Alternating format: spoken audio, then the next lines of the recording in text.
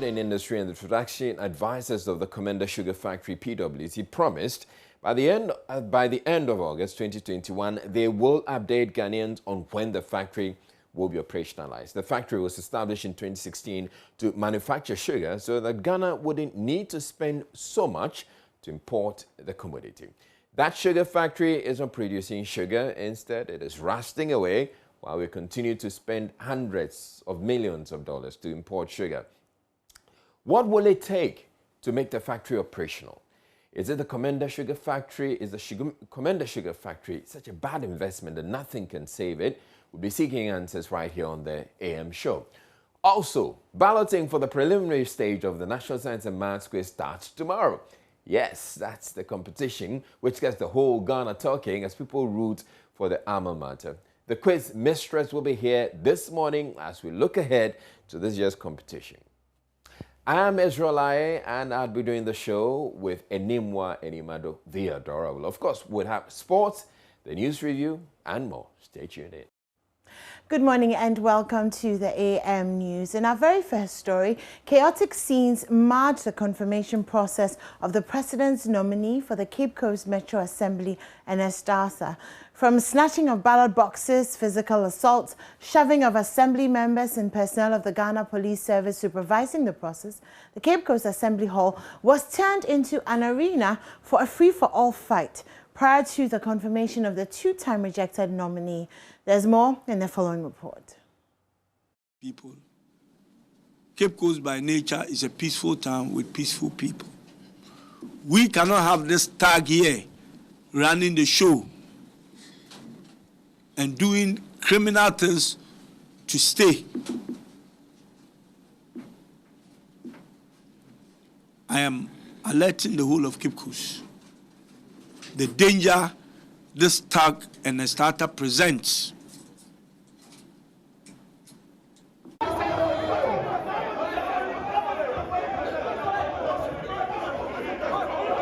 After being rejected twice and the president renominating him, it became a cocktail of issues. While one group felt that he should be allowed to go through, others felt they should reject him for the third time. The assembly members got summoned and the event venue, the Center for National Culture, became the center of action.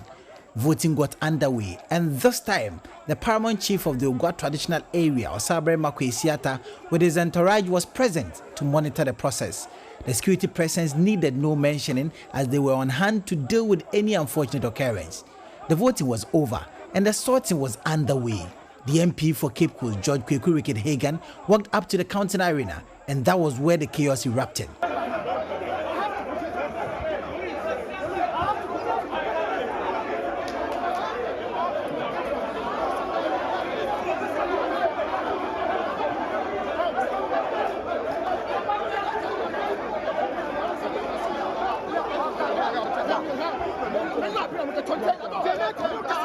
We are at the Center for National Culture here in Cape Coast. The elections to confirm the president nominee for the Cape Coast Metro Assembly is underway. The assembly members are done voting, but when it just got to the counting, we saw that the MP for Cape Coast South went to protect the ballot, and this erupted the confusion we are witnessing here. There is a struggle to protect the ballot here, and so you can see the paramount chief of the Ogwa traditional area is here, and other people. The security personnel are here in their numbers. They are trying to ensure that sanity prevails here. In the midst of that, an unidentified person snatched some of the ballot papers and took to his heels.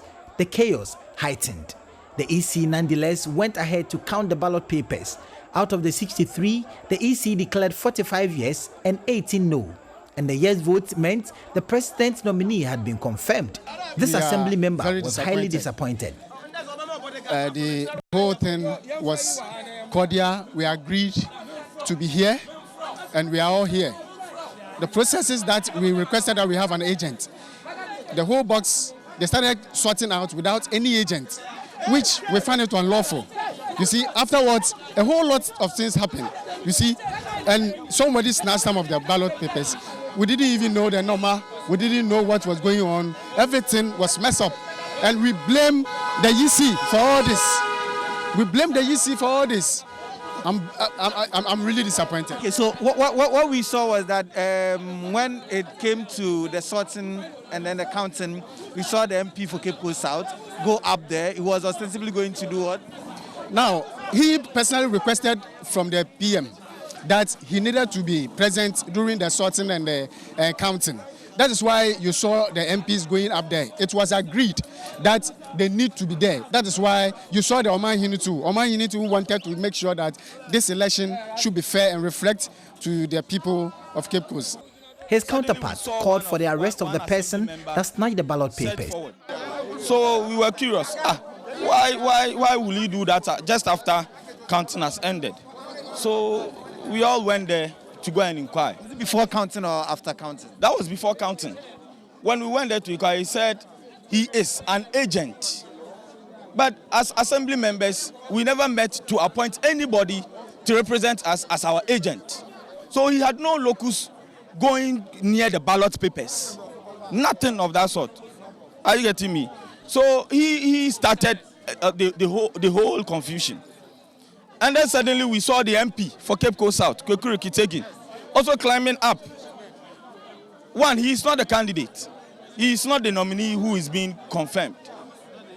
He is only an assembly member and he's an ex-official member of the assembly who has no voting right. And so you just cannot understand why he will climb up there. For what purpose? So we asked them to, get him down. Then all of a sudden when sorting was being done, we saw one bodyguard of the MP, Kweku Rekitagin's bodyguard, jumped to the platform in an attempt to take away some of the ballot papers, but he failed. Ernest Arthur was later sworn into office to serve for the second term. He had this to say. It's a mixed feeling. It's a mixed feeling because when you are on course trying to do your best for your city and you have some such drawbacks, it's a problem. We all know it's not been a problem of as the assembly members not wanting to vote. There's an open secret that the MP for Cape Coast South and now he's joined by the Cape Coast North MP trying to prevent the assembly members from voting. You talk to them in private, they are willing to vote. I've worked with them for 4 years, they know who I am, they know I'm capable, they know I'll be nice to them. But in a way, the politics that we do at the local level, they say it's not partisan, but we all know that we have the NDC members and MPP members. They were trying to be loyal to their party. That is the open secret. It has never been the case that it's because NSATA is this and that is not good and all that. Everybody know my track record, Kojo. They know my track record. So it's not about the assembly members not wanting to vote, but the manipulations of the MPs.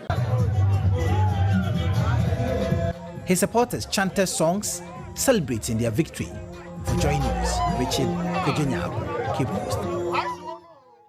Meanwhile, 2 minority members of parliament in Cape Coast have rejected the Sunday morning's confirmation and the swearing-in of the MCE nominee. The 2, George Kweku Rekitagan, MP for Cape Coast South, and Dr. Kwamina Mintanyako, MP for Cape Coast North, say the process was embarrassing and one that was deliberately orchestrated to confirm Ernest Arthur at all cost. They addressed a press conference. People. Cape Coast by nature is a peaceful town with peaceful people. We cannot have this tag here running the show and doing criminal things to stay. I am alerting the whole of Cape Coast. The danger this tag and the starter presents. And if care is not taken, and this issue is not addressed, and re-election or cancelling of the election does not happen, Nana Osabema, this man presents a danger to Cape Coast. People of Cape Coast and the starter present a danger to all of you. I don't want a situation where one day somebody will return my stone that I said it. if care is not taken, Osaberma, if you allow this guy to continue doing the things he's doing, thinking he can buy everyone here, we will not have the peace that we so cherish. That should the next one come on and he goes in this tangent, we also advise ourselves. And I'm saying that again. We are warning Mr. Asenso that should such act go on again, we will advise ourselves. Fourthly, we were happy the presence of the Osaberima was going to make things more easier. It took a different turn. His presence did not really add up to the people conforming to the procedures for which reason these elections were held. I am highly disappointed in the presiding member, Nanaoku, who is equally a Santa and my mate in Addis Ababa. I thought our school gave us some values, and I was expecting him to exhibit those values. Unfortunately, he behaved abysmally. He couldn't even fathom how the procedure should go, for which reason this election has been flawed. We, myself, the assemblyman here, and my senior colleague, reject these results. We want the right things to be done, and we are asking that appropriate stakeholders will come in and ensure that the right thing has been done.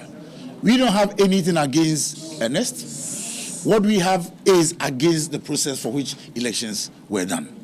And on that note, we reject the results. Thank you very much. Now, some parents at Bremain Jamra are sitting on tenterhooks for fear of another disaster that could claim the lives of their children who are learning in very deadly school blocks. Memories of the 6 KG pupils killed 4 years ago when their school building collapsed on them would not let them sit and look on for a second incident. As for the pupils, the cracks in the walls and the eroded foundation of their classroom blocks are enough to discourage them from going to school on a daily basis. It is for these reasons the pupils and parents are intensifying their appeal to you to support them reconstruct their school block under the classroom project. Some of them have been speaking with Joy News. My name is Gift Odro.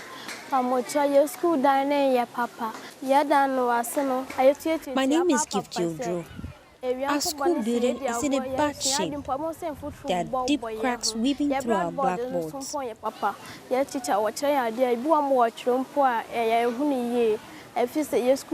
When our teachers write on the board, we can't even see the letters clearly. We desperately need your help. Your school down so pono, I check. Matty sitting poor, a boono, your school down at Chessiano. Tis a more baby and when your school down at Chapa. But you're from Asha would lie. Me back and Kualana, now you go on so. My child was one of the children that died that day after the school building collapsed. I recall that morning when I was bathing her. She said, "Mommy, I don't want to go to school today." I told her I was going to the farm and wouldn't get anyone to take care of her. I didn't even go to the farm anymore. I was home when I received information that the school building had collapsed on my child. Oh, in fact, I was very sad. She was 5 years old and my only daughter. She always said she wanted to be a doctor. I have been to the school and it is still in a bad state. I don't want this incident to happen again. So we are appealing to everyone to come to our aid. My name is Naomi Ijakwa. School building is dilapidated, so we are appealing for a new school block so we can concentrate on our learning. When it rains, we can't even learn.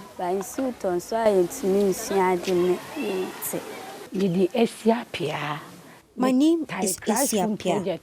I support the classroom project. We don't want that accident that made us lose our children to occur again. We have a DA school, which is also in a bad state. I'm appealing to everyone to support the classroom project so we can get a new classroom block.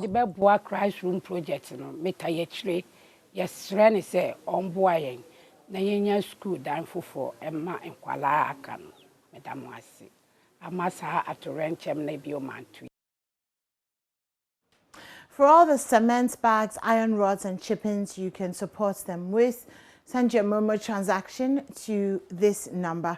It's 059-303-8832 or Access Bank account number 009-010-105-4191. The branch code is 009 and the SWIFT code is ABNGHAC. You can also call 0302-211-680 for more. The Classroom Project, promoting social justice through philanthropy. Now let's move on to women in water and sanitation, and they have taken proper hand washing education to the pupils of Kwaso MAJHS in the Ejiso Dwabe municipality of the Ashanti region. The group, which is under the Regional Water and Environmental Sanitation Center at the Kwame Nkrumah University of Science and Technology, also educated the children on other good hygiene practices. The program forms part of activities to commemorate World Hand Washing Day. Women in Wash, which is made up of past and present students of the center, trains and mentors women to lead the wash sector. Dr. Mrs. Helen Michelle Kokoe Sando is a group lead and industry liaison officer of RECSEC. Well, it's important that we maintain good hygiene practices. And when we look at children, they are the ones who are most vulnerable to diseases. And so if they do not maintain good hygiene practices, our children will always be falling sick. So it was important that on Global Hand Washing Day, we carry out a program like this to sensitize the school children on hand washing and good hygiene practices. And in fact, what happens is that for children, they will take the message home. So we are relying on them to go back and then even educate their parents and other people in their home. We chose this town because when you look at communities or schools within the metropolitan area, they can derive a lot of benefits. A lot of things that come to the city will go to them first.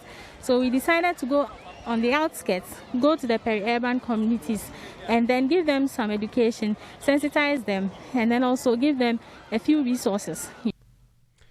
An expert in environmental health and sanitation at the KNUST, Professor Mrs. Asiawa, called for provision of clean water and toilet facilities in all schools in Ghana. I think for a robust hand hygiene system, everybody must have access to clean water. And once you have that, the hand hygiene will continue. Soap and the rest is easy to get. And then because sanitation is the best friend of water, we must have the facilities for sanitation. If you don't have toilet facilities, you wash and then you go and open defecate, it doesn't make any difference. So all schools, in fact, I want to suggest that we must have proper toilet facilities for all schools. And all schools must also have access to clean water for the students to enjoy good hygienic practices in their communities. The exercise was in collaboration with the Community Water and Sanitation Agency. It was under the theme, Our Future is at Hand. Let's move forward together. Acting Systems Manager of Omekwaso Community Water and Sanitation Agency, Eric Chumberema, emphasized that COVID-19 pandemic prevention has made the partnership more important. Community Water and Sanitation Agency, for the past years, ever since its existence, has been organizing programs to mark the World Hand Washing Day every year. And this time we had planned on doing it, and then fortunately RECSEC came along, so why not? If they are in to help us give the information out concerning how hand washing is more important, even as at now with this COVID hanging on our necks. Reporting for Joy News, Kwesi Deborah. Well, that's it for the AM News, and of course the AM show continues with Israelai and myself. Stay tuned in. Good morning once again, and it's time for the news review. Are you singing the good morning? It sounds like you're singing it, good morning once again. Good morning. You're welcome to the news review on the AM show with Enimado, myself, Israeli, and Enimado, the adorable. Aww. How are you? I'm good, thank you. Had a good weekend? Yes, I did. Yes? I did. Awesome, okay. So did I. Had a fantastic weekend. I slept for most of it, so good stuff. Okay. Yeah. Netflix and chill. Well, no Netflix, no chilling, just sleeping. Mine was Netflix. Yours was Netflix and chill. What does the chill mean in Netflix and chill? A lot of things. Like? I can't say that on. Oh, did you bring that bushita pork today? No. Oh. Had that. Good morning to Mrs. Louisa Lai, who makes the best bushita pork ever. Very, very spicy. Yeah, it's so good. Yeah. Anyway, maybe we should just get into the newspaper, especially since you're doing the graphic and you're going to take an hour. I'll shock you. Okay. Okay, so let's start with the daily graphic. And on the front page, building entrepreneurial state, UBank to support youth. So the government has put together a framework to provide direct support for the youth to enable them to create new businesses or expand existing ones.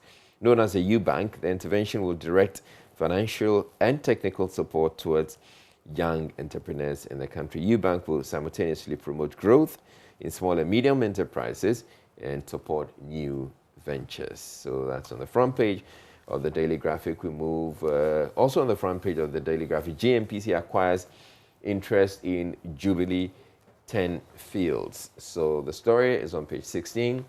It says, in its quest to strengthen its foothold in the country's oil and gas industry, the Ghana National Petroleum Corporation has acquired commercial interest in the Jubilee and the 10 fields.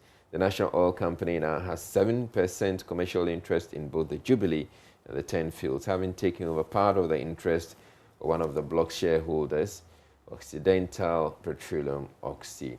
The GNPC paid $199 million in a transaction which took effect from April 1 this year and signals the company's resolve to become a dominant player in the industry. There's a story here, police probe death of 2 toddlers.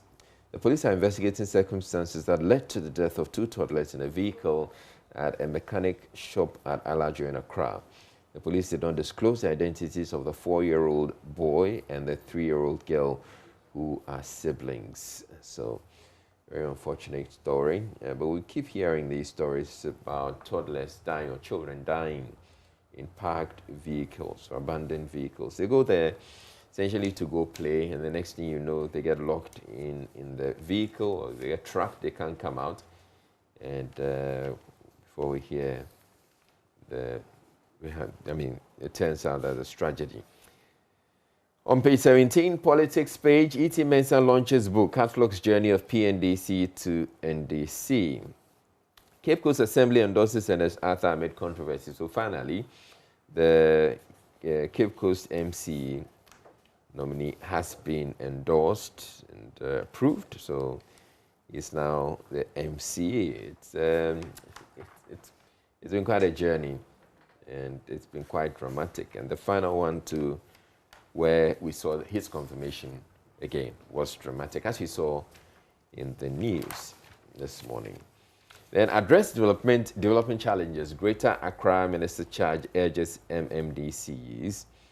So 26 metropolitan, municipal and district chief executives in the Greater Accra region have been sworn into office to begin work in their respective assemblies. Okay. So 3 assemblies are, however, yet to confirm their chief executive officers. That's Lejokuku Municipal Assembly, Lekma, Gan Central Municipal Assembly, and Ningo Pram District Assemblies. Okay. And the nominees, Mr. Mordecai Kwashi for Lekma, Mohammed Bashiru Kamara, GCMA, and Latif Amano Nipa could not attain the needed number of votes to be confirmed. So those 3 assemblies or 3 nominations are outstanding for Greater Accra. 26, though, have been confirmed. On the Ejapa deal, Ghana's future is being mortgaged. That's former President Mahama saying that. So former President John Mahama has restated his opposition to plans to reintroduce the Ejapa deal. According to him, the JAPA deal will be bad for the youth because it will invariably mean mortgaging the future of the youth. He stated that the deal was outright inconsiderate because it was a plan to mortgage the future of the country and Ghana's youth to fund government's desires. President Akufo-Addo is touring the central region, and during the visit, the president will commission factories and inspect projects under the One District, One Factory, 1D1F initiative in furtherance of his industrialization agenda, as well as inspect ongoing road projects in the region. This is interesting because it's in the central region that we have the Commander Sugar Factory. We're having a conversation about it. Government has been talking about it for a while now, indicating that it's going to operationalize the factory. So this is something that, well, we'll be talking about it. I suspect that the president will be making a comment about the Commander Sugar Factory when he... Just a comment? Well, maybe it's just... I mean, they did give us timelines. You know, they gave us, what's the name? Those things. They were saying, well, they were saying that by the end of August, they were going to make a statement on it. Yeah. About when it was going to be operationalized. Is that what they said, that they're going to make a statement at the end of August? Or they said that they would have come to the end of... I remember I did that interview. I'm trying to recall. They would reach the point where they would actually start something. And then I remember there was another timeline by the end of October, you know. There were 2 or 3, you know, timelines that were given. And I don't want a comment from, like, the president. Like, the president is coming open the factory already. Like, what comment again? Otherwise, he's coming to say, okay, this is what's holding it up. But yes, whatever the president says when he gets to the central region on Commander, it will certainly be news. Okay, so that's a shot of the factory there. You know, Jojo Kobna was there to do a feature on it, and yeah, we have it still sitting there. It's not working. At least that's what we know. All right. And how difficult is it to start the thing? Well, one of them has to do with money, I'm sure. Well, we had investors. Raw materials. You also need raw materials. We talked about the fact that we were going to... Source of raw material. Well, we said that we were going to gather the sugarcane farmers. We're going to gather all of that, and then we're going to make steps to see if we can also get some from others. Like, so what is the... You can gather the farmers, but they also need to plant and all of that. They've been planting regardless. It would even be nice if they said, look, you know, we're running a small room in the factory and producing, you know, 500 boxes of sugar a month. You know, we've started something. No, but you know, the factory can't just start. If we've been there, we've seen that the equipment and the machinery is rusting. You, Israel, I mean, these days I don't understand you because you are always talking for people. Like, I don't understand you. No, I'm just being realistic. I'm just telling you. Or maybe you can say I'm playing the devil's So the timelines that they gave us were not real, they were not sustainable, they were not realistic? Yeah, that's why we're going to be talking to them. So we'll speak with them and find out what it is. Okay? Yo. So we have to hear from them. Do you have any updates for us on the Ghana card, since you are spokesperson for... But the Ghana card, we had a conversation. No, maybe you have something else to add. No. The reason I'm saying this is because a lady called me and they were doing the registration of the Ghana card at Oman FM, in front of Oman FM. There's a GRA office there. Yes, at the GRA office there. And she told me that the woman who is registering them said that when the sun becomes too hot, she can't see the sun and be registering them. That doesn't have anything to do with you. Or yeah. But you speak for them, so I'm telling you. No, I can't speak on this issue. Okay. I thought you could speak on it. Anyway, so she called me like 3 times, so she wanted us to send, you know, somebody there to come in and have a look and all of that. And, you know, so then I started to ask around, and apparently there are these little, you know how Ghanaians, our customers, like, we let things affect things that, it's like how the woman who had the ballot boxes or the man who had the ballot boxes went to buy cocoa, and when he came, he couldn't find. Like, how do you go and buy cocoa at a time like this? People have queued the line, stayed in the line to get their Ghana card. And you say that, oh, the sun has become hot, so they are going home. Yeah, I mean, that's unfortunate. It sounds very Ghanaian, though, doesn't it? Like you're not even struggling to believe it. No. Yeah, exactly. Because exactly. It's very possible. Okay.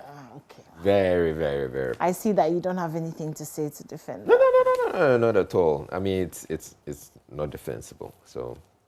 Okay. I mean, hopefully, I mean, you should have the name of the person. I plan to do that. So they deal with it. I plan to do that. All right, but that's, you see, that's one other challenge we tend to have. Often, someone has done something, you need to report the person. But we are like, oh, if I go and report, the person is going to lose their job, and or maybe if I go and report, nothing is going to happen. Just report, okay? Because you never know. Yeah. If we say we're not going to report, then certainly nothing will happen. I get that. Right.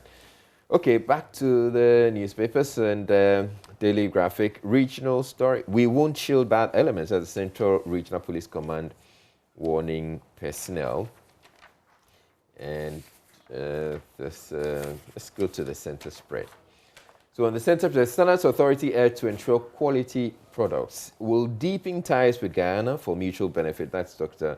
Baumia saying that. We want to see the cooperation between Ghana and Guyana go beyond oil and gas to the sharing of experiences in other sectors of development.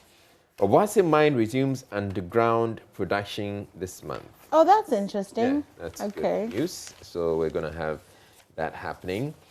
And Chamber of Mines donates 778,657 cedis to Green Ghana project, which is very good. Excellent news. Business utilized 948 million price stabilization levy. ASEP tells government, you know, ASEP has been talking about the price stabilization levy. The government says, well, I'm scrapping the price stabilization levy for 2 months, or putting it on hold for 2 months. And ASEP is saying, okay, really, you don't need to go through that process. There's money sitting in the price stabilization levy. Go use that and bring down because the fuel prices. I was doing the calculations of the fuel prices, Israel. And by the time we finished everything, and I'm not going to get into there's still an increase. Okay. Like, so the increase is taking effect. Yeah, exactly. And then when Parliament goes back and they get approval, It's not going to reduce the price. And then, exactly. So the point is what? Again. In fact, who knows? Probably by the time the Parliament gets back, the price would have gone up. Do you know, I feel like sometimes we do some of these things so that like the nation gets talking and we're talking about, big words. It's stabilization levy, Then you kind of forget that your fuel is more expensive because you're so caught up talking about things that you're trying to understand, which you don't really understand. Like, just reduce the price of the fuel. Do you understand? It doesn't have to be that complicated. Okay. So let's just remind the people that your fuel prices have gone up. Exactly. Yesterday I filled my tank, and it costs exactly. We just want to know. Okay, so why don't we just ask people how much are you spending on fuel now? So if you filled your tank over the past few days, So how much more? How much more did it cost you? I filled my tank yesterday. I was crying after a certain point.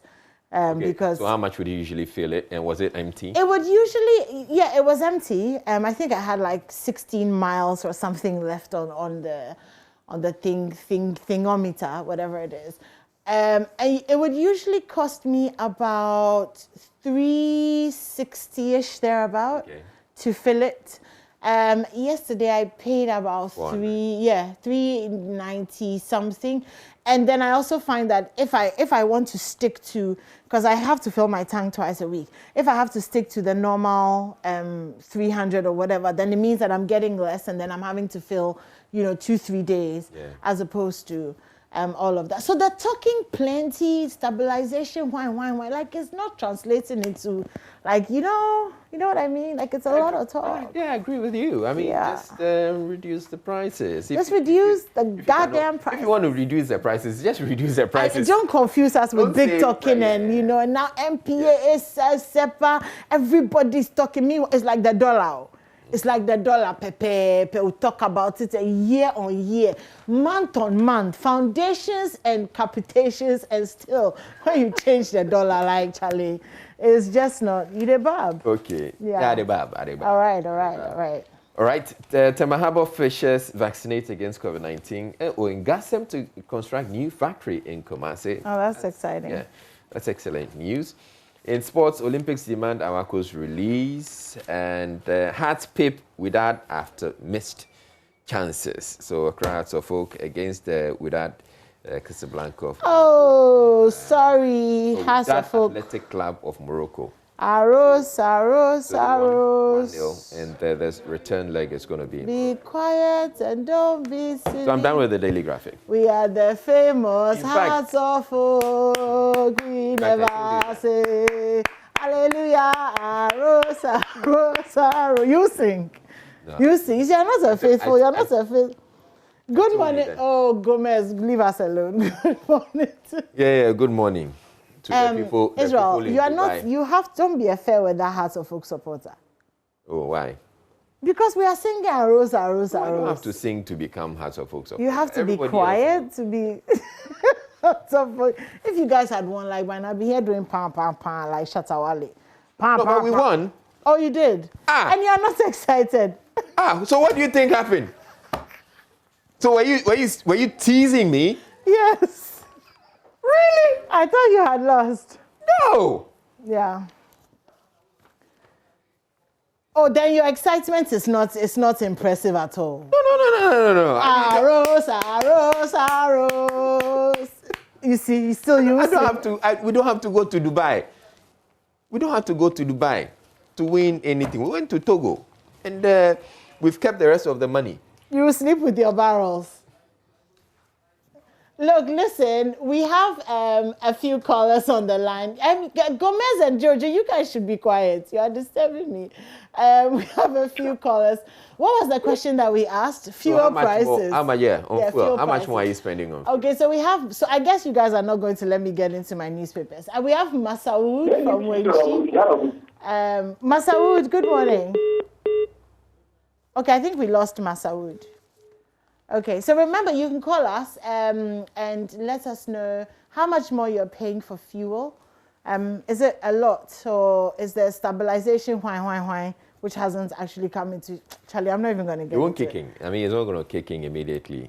And I was actually hoping that I'd not have to buy fuel for some time, and hopefully then whatever intervention will kick in and then... Yeah, no, it's not going to happen like that. Dina is calling us from McCarthy Hill. Hi, good morning, Dina. Hi, good morning. Good. Who is your auntie? Don't do that. Did she say auntie? No, she didn't say. She said hi, good morning. She said auntie. No. Dina, did you say auntie? Wait. No, I said I'm calling from McCarthy Hill. Very okay. Oh, hello, Dina. Good morning. How are you? Yeah, I'm good. Yourself? I'm good too. So how much more are you paying for fuel? Like 500 cedis. Eish! I'm using a Kia. so I used to buy 100 cedis and I could go for like a week because I don't usually use it. But now when I buy 100 cedis, I just go to Kandeshi, come one. The fuel is gone.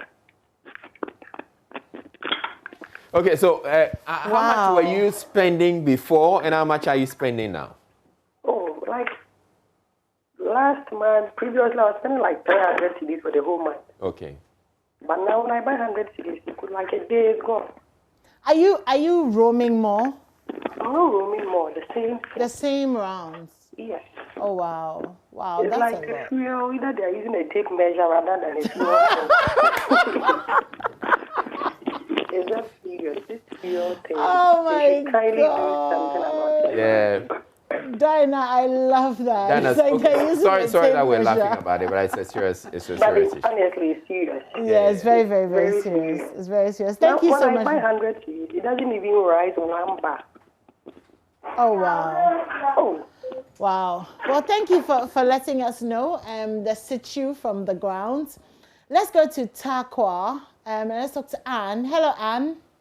Hi, good morning. Good morning. Is the situation any better in Takwa? How's your fuel? It's not at all. You know, I live in Takwa, that's where my family is, and I work at Asantigua. Okay. And how much so more? What usually happens is I fill my tank every morning around 250, 300. The highest I'll buy is 300 or 250 a week. But now I'm getting to like 350, 400 if I want to fill my tank every week. So at first, every month, I spend like 1,200 on fuel. But now I'm spending like 1,800 on fuel. Wow, that's a lot.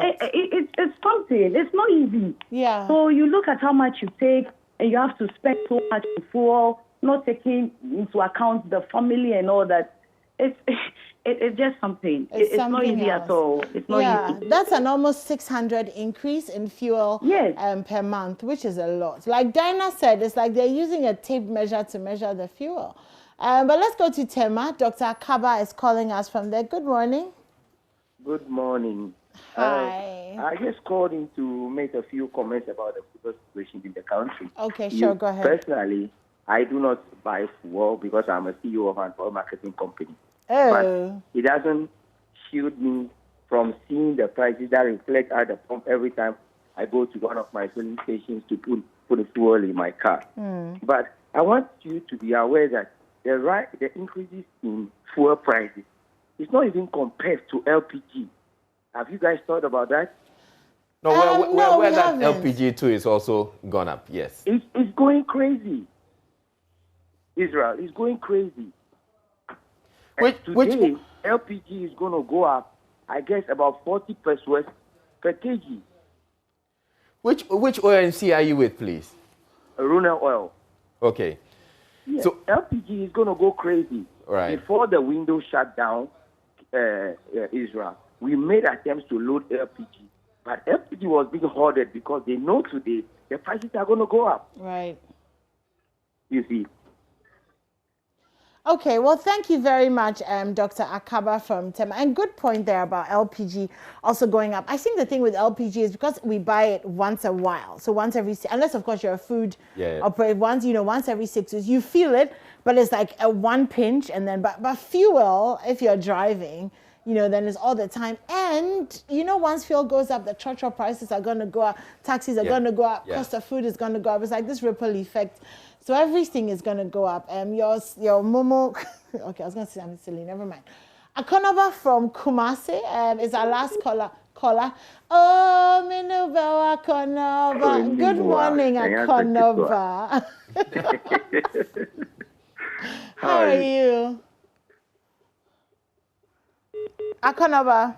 Yeah, I'm fine. Yourself? How are you? I'm good too, thank you. So, what's your fuel? What's the increase? How is that affecting you? You see, I have a family of 3, okay? Okay. And LPG, formerly 2017 coming. Wait, Akonaba, when you say you have a family of 3, you mean you, your wife, and 1 child, or you, your wife, and 3 children? Me, my wife, and 1 child. Okay. Yeah, you see. Okay. So, formerly you used to buy LPG when you want to fill it to the brim. When I pay about 70 cedis, it's okay. And it will last for 2 months. Now, when I want to fill it, I have to pay 120 cedis. And you know what? It will last for 1 month, 2 weeks. Wow. And the fuel, formerly, I used to buy 250 cedis. I'm using Toyota Cola 1.8 liters. Wow. 2010 model. I used to buy 250 cedis when you want to fill it to the brim. This thing there, the car is full. I'm in Kumasi. I do normal rounds. Now, before I can do that, my normal rounds for a week, I have to buy about 400 cedis. My brother. Oh, sorry, my sweetheart. How will I survive? You see, how will I survive? And it's a whole bigger problem. You see, so the fuel increase now, if the government doesn't do anything about it, it's going to cause a whole lot of dissatisfaction among us. And when you come to Kumasi, people are suffering, but you know what? Because of the voting party, they don't want to talk. Well, when they talk, some of us or some people after them, but people are suffering. It's not easy. Okay. Yeah. It's not easy at all. Okay, well, thank you so much, Okay, shout out to Akonoba. Israel. All right, Israel, you get And a shout out to out. you, Akonoba, and hopefully things are going to get better. Probably not.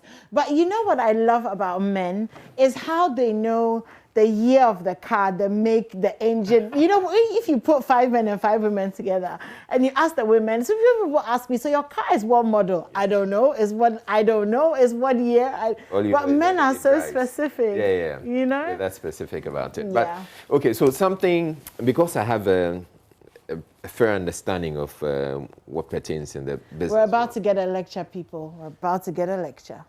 Okay, just to help the conversation.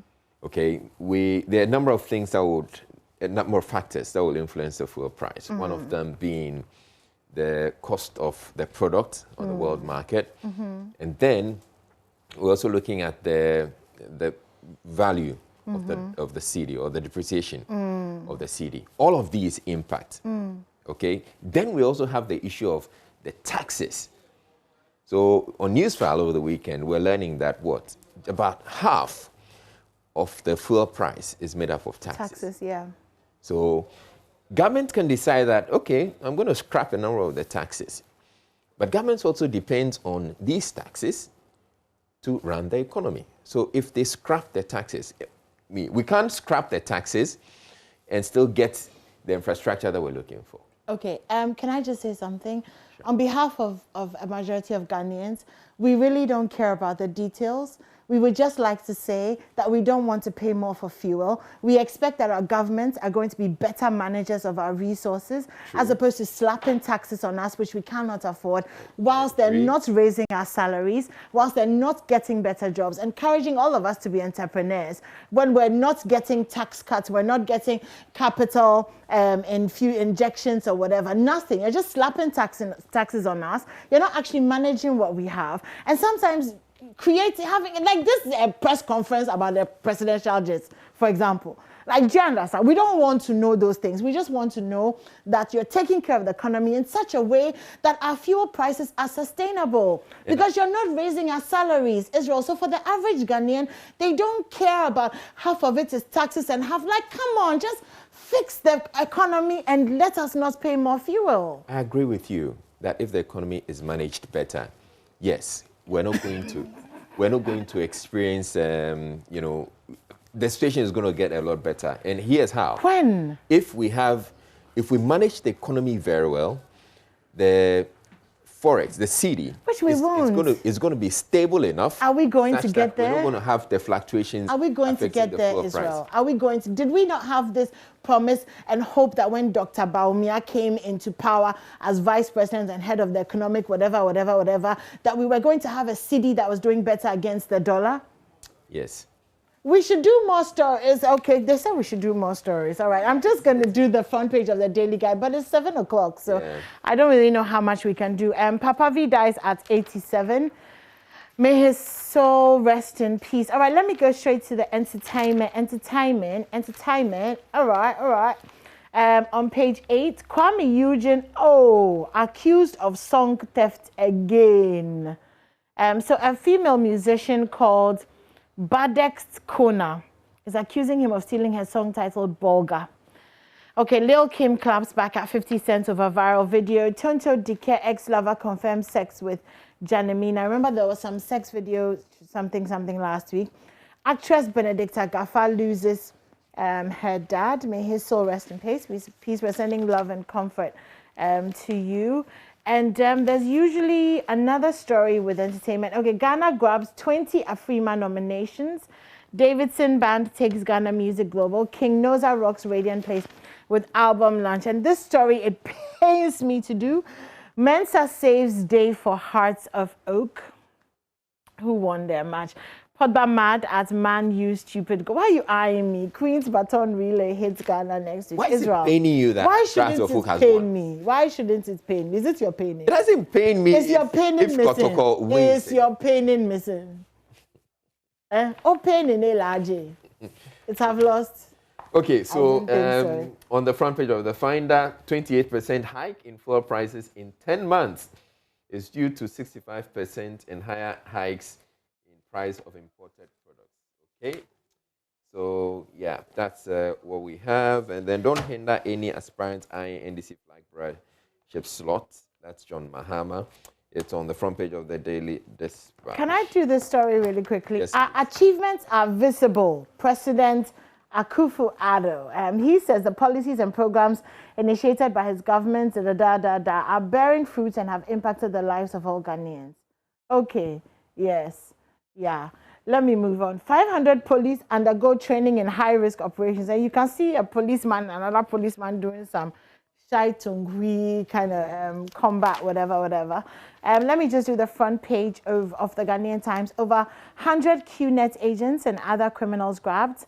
Leader of secessionist group is dead. And on the back page, heart-notch, slender win. That's what we're calling it, a slender win over WAC. Vice President Baumia to grace the Tamale Marathon. Have you run a marathon before? No. I have in my mind many times. Of course. How did you fare? Well, I mean, you do very, very well. But this is interesting. So sudden anxiety over Facebook, Instagram, and WhatsApp massive outage. So remember 2 weeks ago or so when there was the whole Facebook, apparently a lot of people were very, very anxious. As in subsequently, then they're wondering, okay, could we what's have happening, one? but also how they dealt with it in that moment. So there's a graph here about what people did to deal with anxiety. They restarted their phones, they changed socials, they searched the internet, changed service, called friends, uninstalled and reinstalled, watched movies to kind of pass away the time, searched Twitter. What was that Twitter? What was that tweet again? Oh yeah, okay. They all hear something. Something literally, yeah. So I think that's an interesting conversation. One of the other things that people did was they had to subscribe, buy more data, because they thought they had run out of data. Yeah, but apparently a lot of people had a lot of anxiety over that outage, which really tells you how dependent you are on social media. And of course, for businesses and stuff, we can understand, but it's kind of sad when you see so many people just spend so much time on their phones. Okay. So funny that I'm saying that. Exactly. Right? Yeah, because I'm always on my phone. I'm doing business. I'm not on Facebook or Twitter. I'm on WhatsApp most of the time. I'm doing business, making money to feed my family of 152 or something. And buy me the Toyota Prado. And I'm buying you a Toyota Prado. No, you're making money so you can feed your family and then buy me the Toyota Prado. I see. I didn't know I was buying you a Toyota Prado. But I received the anointing. Where are we going? Okay, we're going to myjoyonline.com. Do you want to just take that? Let's do okay, so My Joy Online President and Santini honored for dedicated services to humanity. My policies, flagship programs are bearing fruits. That's Akufo-Addo saying that. Reconfigure regions into administrative provinces to drive development. Oliver Bakavomowo. Talk is cheap. Mahama jabs MPP government. We will organize NDC from the branch level to prevent rigging of 2024 election. Esiedun Ketia saying that. President Tutuo Central Region. 2 minority MPs in Cape Coast rejects MCE's confirmation. Cape Coast MCE confirmed amidst chaos. And chaos at Cape Coast MCE confirmation shameful. As a local government expert saying. Indeed. All right. Well, thank you so much for staying tuned in. Here ends the news review, but of course the AM show continues here on Joy News. We're going to take a quick break. When we come back, we'll get into the sports. And then right after the sports, we'll get into all the conversations proper. So you don't want to miss a minute of what's coming up. Don't go anywhere.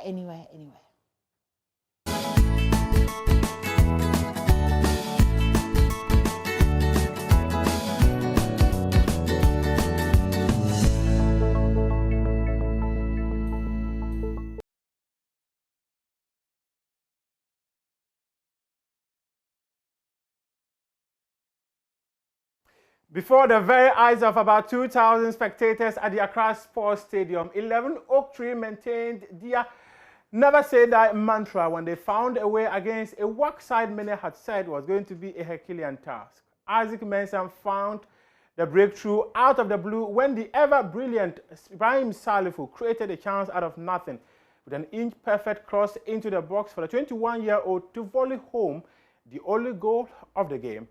President of the Ghana Football Association, Kurt Okreko, has tasked the Black Queens to defeat their Nigerian opponents to ensure they qualify to the AFCON competition. And in swimming, Ghana hosted a party but ended up as just participants as South Africa walked away with over 50 medals in the Ghana Swimming Championship. In the Premier League, Manchester United once again fluffed their lines, and the Daily Mail described the team as a rabble who played with casual lunacy against Leicester City. These and many more with me, Muftau Nabila Abdullahi. Welcome to AM Sports.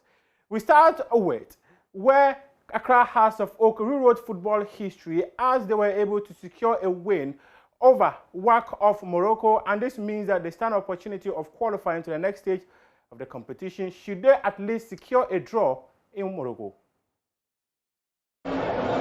Sheikh Kamara, a very hits one into the box there. William Denchi returns it. Barnier gets it down for Kofi Koji, and it's Kofi Koji here, picks up Barnier, goalkeeper is off his line, and again Kofi Koji, what a save there it is there.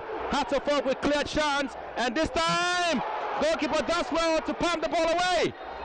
Oh, what a chance once again. Great opportunity for Accra Hearts of Oak. They were looking for a call for a penalty, and what a sound there for Barnier. He started it all. Kofi Koji with that strike, but what a save again from this goalkeeper, Tagnoti. Great save there from Tagnoti. Look at that again from this man. He had almost all the chance, nearly fouled. He just kept going. He's pretty much a beast there. Barnier with a chance. Goalkeeper comes out. He goes to ground. A little bit of a slip there from other teams. And what a slouchy challenge again from Sheikh Kamara, the Ivorian.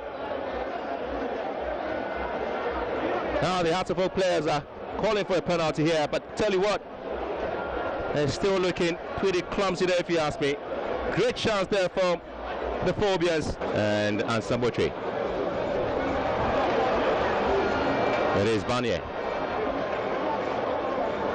And here comes Ibrahim Salifu.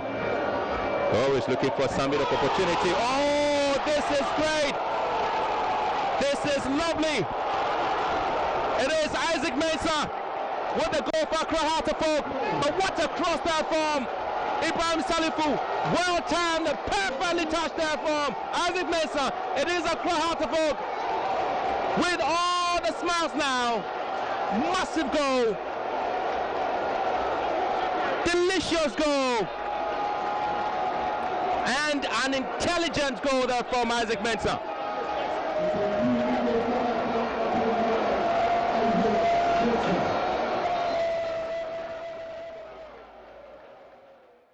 Let's hear from the head coach of Accra Hearts of Oak, Samuel Bodu, who says that they've got a quality to match any opposition in the African continent. It was a very good game, tactically, because playing with the WAC, most of the people think that Hearts of Oak cannot even score a goal here, and they were thinking that they have good players as you compare to the Hearts of Oak, but that's not the football. I think it will indicate on the field of play that shows that Hearts of Oak too have a very good player that they can stand with the WAC of Morocco. Though they came in strategically to come and have points here, but it's quite unfortunate. Hearts of Oak didn't score more goals, but we are okay with the one goal that we score. They shouldn't give up, because that's our motto. Yeah, we are going out and we make sure that we are going to qualify over there. President of the Ghana Football Association, Kurt Okreko, has charged the Black Queens to secure victory over Nigeria and book a place in next year's African Women's Cup of Nations. Now, given the level of progression in Samonia, the first session, Pram Pram, then to Nigeria, back to Pram Pram, and then back here, Hotel Hard. I believe Samonia, very good preparations. For a bit, Nigeria had lots of problems in the past. Indeed, yes, we have more problems in the past. But all of us have a fresh platform to give each other more problems. But I believe, say, the quality of players I ever had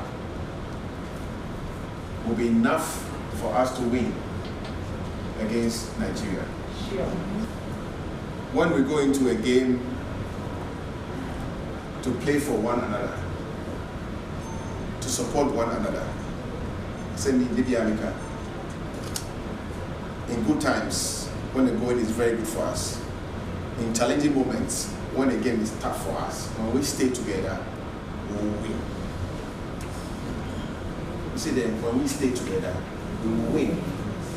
The second nasi no say unyano never go yimana encouraging. But Titian encouraging them. The baby, come on, let's go. And it will work. It works. I had the same message for the Black Stars. That will Cape Coast and in Harare. Same, we say, well, we stay together. And earlier last month, the Club Licensing Committee of the Ghana Football Association rejected some prime stadia of the National Sports Authority, to be precise, the Baba Yara Sports Stadium and the Accra Sports Stadium. They said the facilities were not up to standards to host Ghana Premier League matches.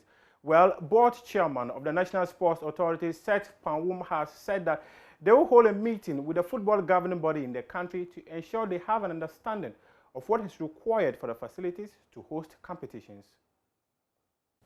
Well, I think I'm yet to even call for the report of, having just been sworn in, recall for the report of the Club Licensing, and I also intend to engage with the Ghana Football Association, their Club Licensing Secretariat, for us to kind of collectively understand the perimeters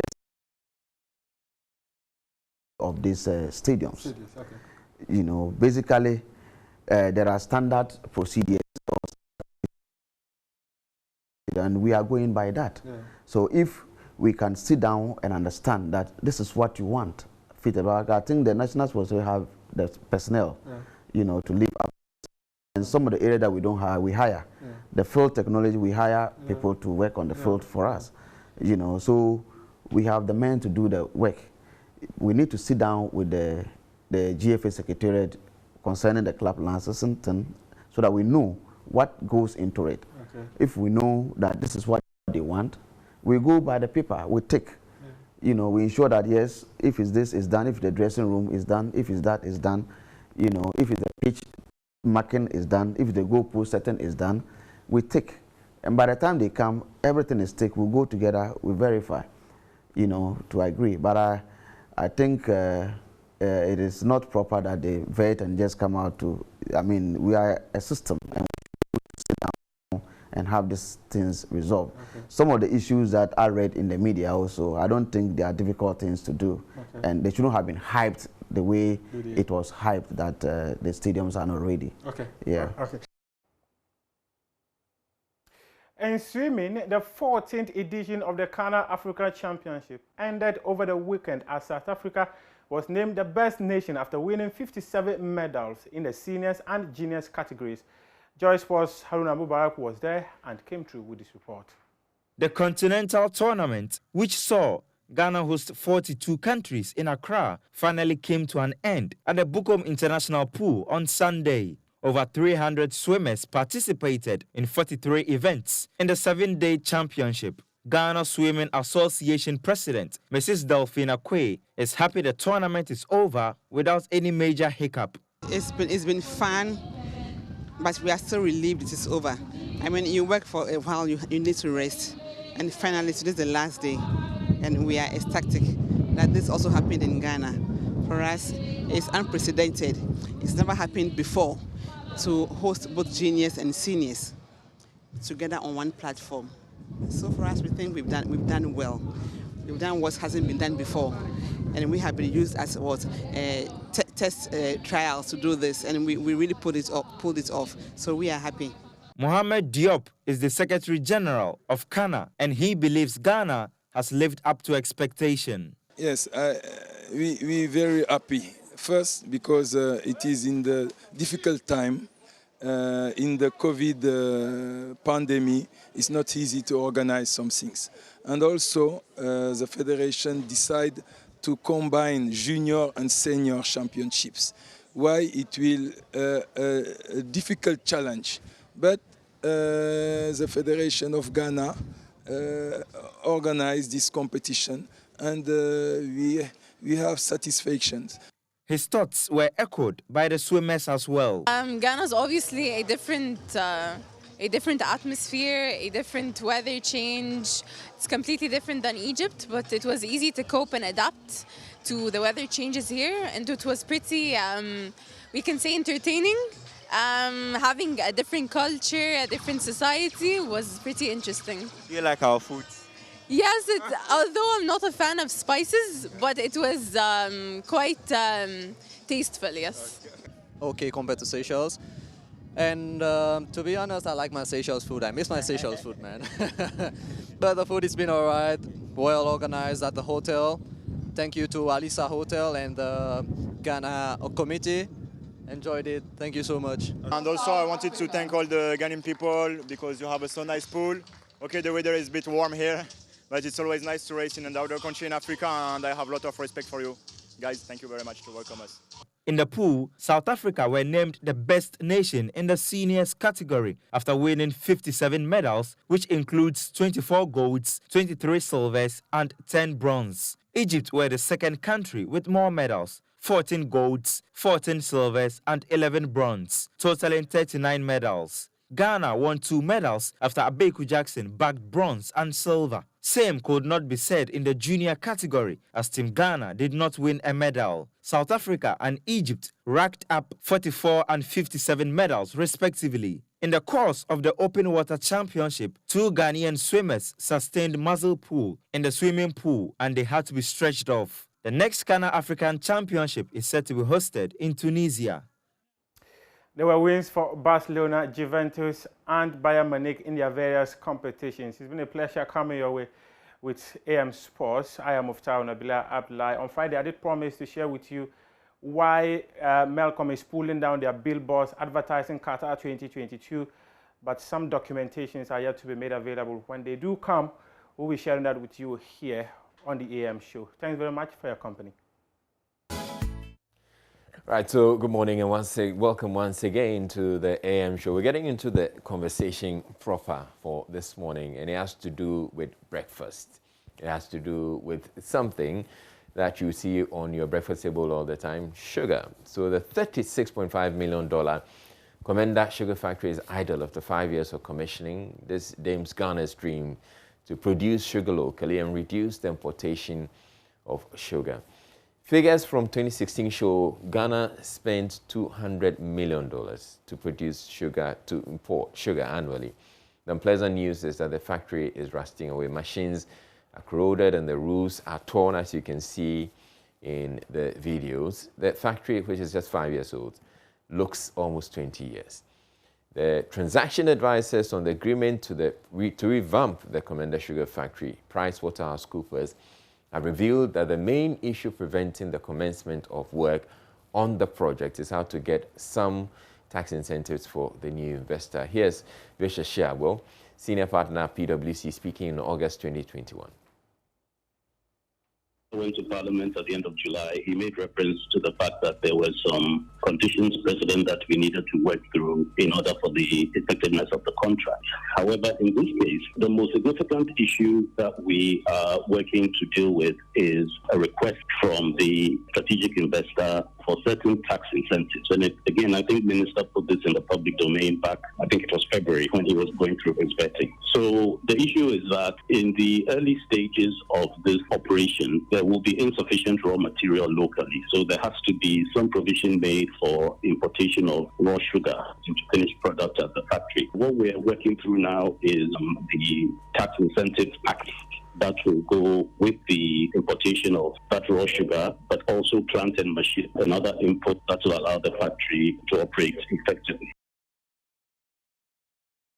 I think that Mr. Shagwa will join us today and give us an update on the Commander Sugar Factory. But we have in the studio Ransford Amwa, who's a former board secretary of the Commander Sugar Factory, and then the convener of concerned residents of Commander, Samuel Awuja, would join us via Zoom. But before that, let's listen to some of the residents of Commander.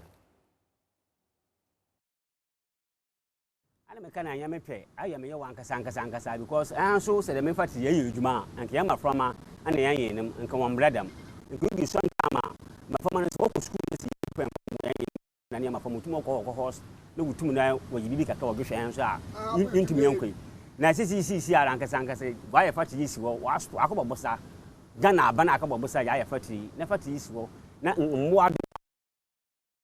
All right, so sorry about the loss of sound on that one. Would bring you that a little later. But I have Ransford with me in the studio. And good morning to you once again. Good morning to you. So the Commander Sugar Factory, this is a conversation that it's been back and forth for a while. What do you think is wrong with the factory and why we can't seem to start it? Israel, let me say good morning and good morning to your cherished viewers. The Commander Sugar Factory, I do not see the challenge of the Commander Sugar Factory. The only challenge is the politicization of the factory. That's the only challenge. Okay, so did the factory actually ever work? The factory did not go into the commercial production. What we did was a series of test runs. Because after putting up a factory, these are machinery, so you need to go through test run to check and say that everything will be in order. And that is what we did. But the commercial production was not done. Why didn't we get to commercial production? You know, there were plans, and the plans was we do test runs in 2016. Then in 2017, you go into the full production. So the test run was done, and even the machinery, the factory itself, was completed before time because it was supposed to be completed in October 2016. But in May 2016, it was completed. The plan for the processing of the sugar cane was completed. But there were other civil works which were ongoing. You see, and by October 20... So, well, not quite completed then. If you still had civil works to undertake, it means you were not exactly... No, what I'm saying is, in May 2016, because the whole facility was supposed to be completed in October 2016. Okay. But about 5 months before time, the machinery were completed. But there were civil works yet. So the civil works were scheduled to be completed in October 2016. And by October 2016, it was completed. Okay. That's what I mean. So then when did you decide to do the test run? Yeah, we decided to do the test run because just as radio station or TV station, for its setup, you do test transmissions. Am I not correct? So the test transmission will get you to understand that, yes, everything is in place. So we did a test run. And produced sugar. We produced sugar. Sugar was produced. We produced byproducts such as bagasse, which is used for the production of energy and other things like cattle feed, paper industry. And the impression at the time was that, I mean, we have produced sugar and we're going to have sugar coming through. But every business, you need to advertise the business. You need to market it. Let people know that this is what you're going to do or what will be on the market. So in May 2016, the plant was commissioned for test runs so that everybody would know that, yes, now the plant is ready. By the time we go into the commercial production, this is what will be on the market for us to see. So that is it. And there was nothing wrong with that because I don't think if Joy FM, when it was established, when they were doing the test run, it means that they were wrong to do the test run. No, but when we do test run, we start the test run and it continues all the way until we actually hit the air, as in we start full production, full operation. That is why I'm saying, yeah, I am just comparing the radio station to a factory, but they are not the same. Do you get me? You are doing a factory, and the factory too is a seasonal production. We do seasonal production, and per our climate, from October, November, December, April, May, June, that is April. By May, you have to stop production because of the rains. Then you do your maintenance and servicing because the factory or the machines needs to go through routine maintenance and servicing. So these are the differences. Okay, so you did the test run and you shut it down. Yes. Why? We shut it down because there were other works that are supposed to be done, like civil works. You know, there's a food product. So if you are not done with all the civil works that are supposed to be completed, then how can you produce on the market? That is why you test the machines, everything is set. You need to go through other works that are supposed to be done. That is why it was shut down. And as I said earlier, the test run itself was supposed to be done in October after the completion. But because they've completed the machines, you have to test the machines. Because as for the building, you don't need to test the building. Administration block, you don't need to test the administration block. So you've actually gone ahead to also indicate that the test run was supposed to have been done in October. But you did that in May. In May, because 5 months ahead of time, the factory, the plant was completed. So why do you wait for the next 5 months before you test it? It doesn't make sense. Okay, so then it was shut down, and then December 2016 happened. Yes. There was an election. Exactly. And then the factory didn't get to start again.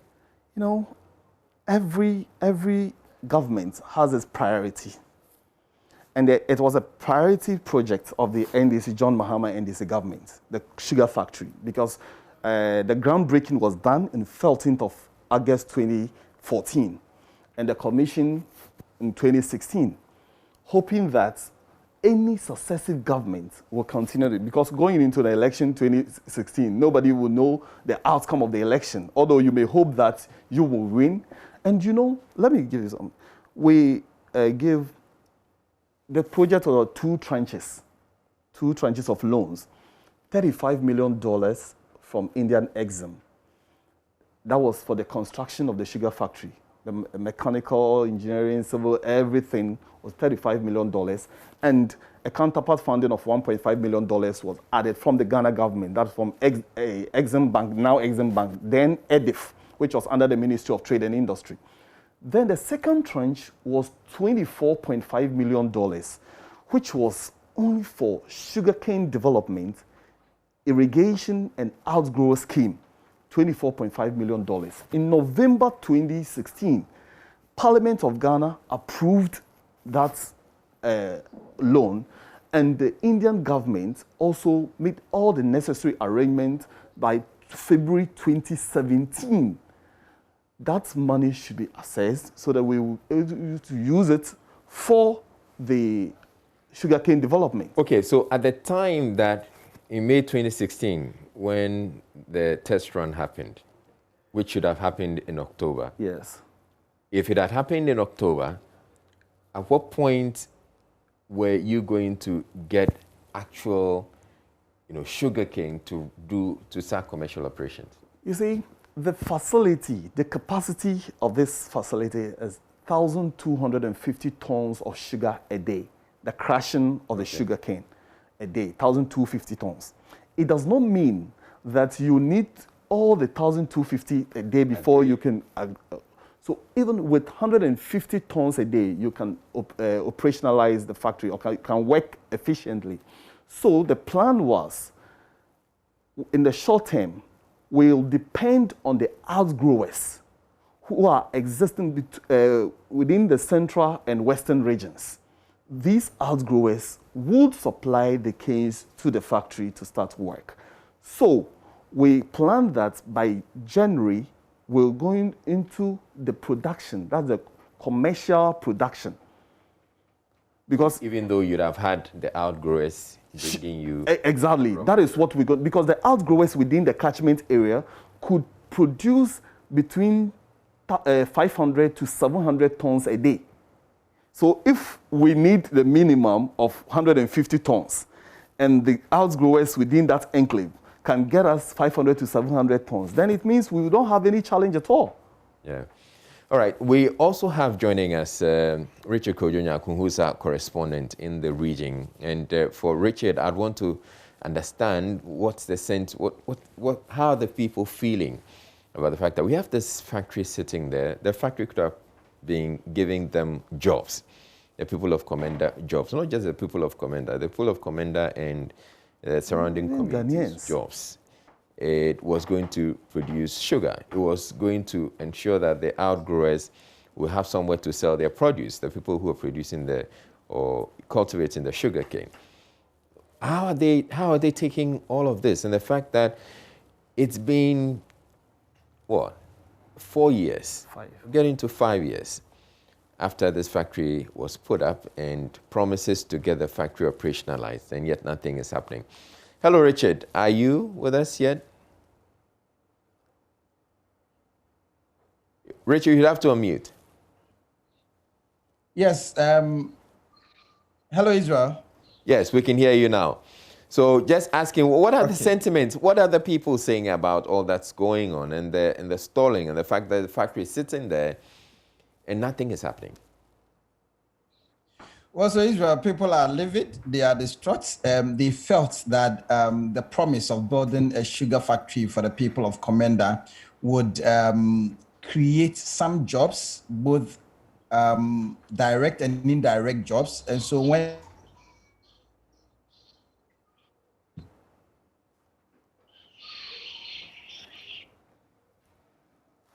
Right, we seem to have some challenges with the connection to Richard. Richard, are you back? Yes, I'm back, Israel. Can you hear me? Yes, we can hear you. Okay, so people felt that after the construction works and the factory was commissioned, they were gonna get some jobs. There are some sugar cane plantain farmers there that were looking forward to receiving new varieties of the sugar cane in order to also boost their businesses. But unfortunately, the factory is still sitting down there. So if you go to Commander right now, people that were expecting all of these, their hopes have been died. So others have also had to even travel to La Côte d'Ivoire and other neighboring communities because, you know, their main occupation is fishing. So apart from fishing, they felt that the Commander Sugar Factory was going to be an alternative means of livelihood, of support of some kind of employment, so that they would also rely on that. But their hopes have simply been died. And so they are looking forward to the revival of the Commander Sugar Factory, the promises that were made. You know, recently the president went there to promise them that they were looking forward to getting a strategic partner to revamp the Commander Sugar Factory. But all of these things is being talk, nothing visible, they say, has been seen to be done there. And so these are the concerns of the people. But look at the Commander area, along the fishing communities, the deprivation, the levels of depravity that are there. And so they were hoping that if this is a factory and the factory has been commissioned and they felt that everything was on point, they are assuming that even if the start of the factory was wrong, the premise was wrong, they were expecting that the government has taken over and the government was going to ensure that the factory would work. But now they keep on hearing stories. So Israel, so these are the sentiments of the people of Commander. All right, Richard, I want you to hold on. We've been speaking with some of them. Let's get to hear them. I'll come back to you. My family is working school. Nesi yed pen pon boy yin na na ma famu tumo ko horse na wutum na wo yibi ka ka wo hwe an so a yintumi yankoi na sisi ara nkasa se why fat yisi wo wasto akobobosa Ghana bana akobobosa ya fati na fati yisi wo na mmo adum an gugum fati wo yibi so me no ha wado apobin fati yisi wo Commander yin aguma bi anye epudme so no so break ni e bi anko bebe biara na ba na akontuna baba aye bi so monko ahana tama monko yegbo tuduma bi meye ana ebi gini ta agbon o ebi so monko kuma ase monko hwifie aguma me monko takwa monko mansa yi wo wuti monko hwe bi meye ni afie abrabo no asemi e be ka che na anu wan fati na na da hye no wa anya Commander fie di ye no ma ni eni so adwuma no aya me wa ka kekrem mo adwuma no de wa start to aye adwuma Ojuna start to ayo kekebi wa kana mo so ma anso e fati yensan ke ya de ni mani bi ere echi ehie na fi na chere han Ghana ni ankawa nta abena awodi edi de ahero Commander fu wiombo eno ko ya mi ma kan che wona me da Right, so you just said some of the residents of Commander there. We have the convener of concerned residents of Commander, Samuel Awuja, joining us via Zoom. Samuel, thank you for making time to speak with us. What do you understand to be what is holding up the operationalization of the factory? Thank you, Israel, and good morning to your listeners and your viewers too. We as concerned citizens of Commander have always been advocating for the operationalization of the factory.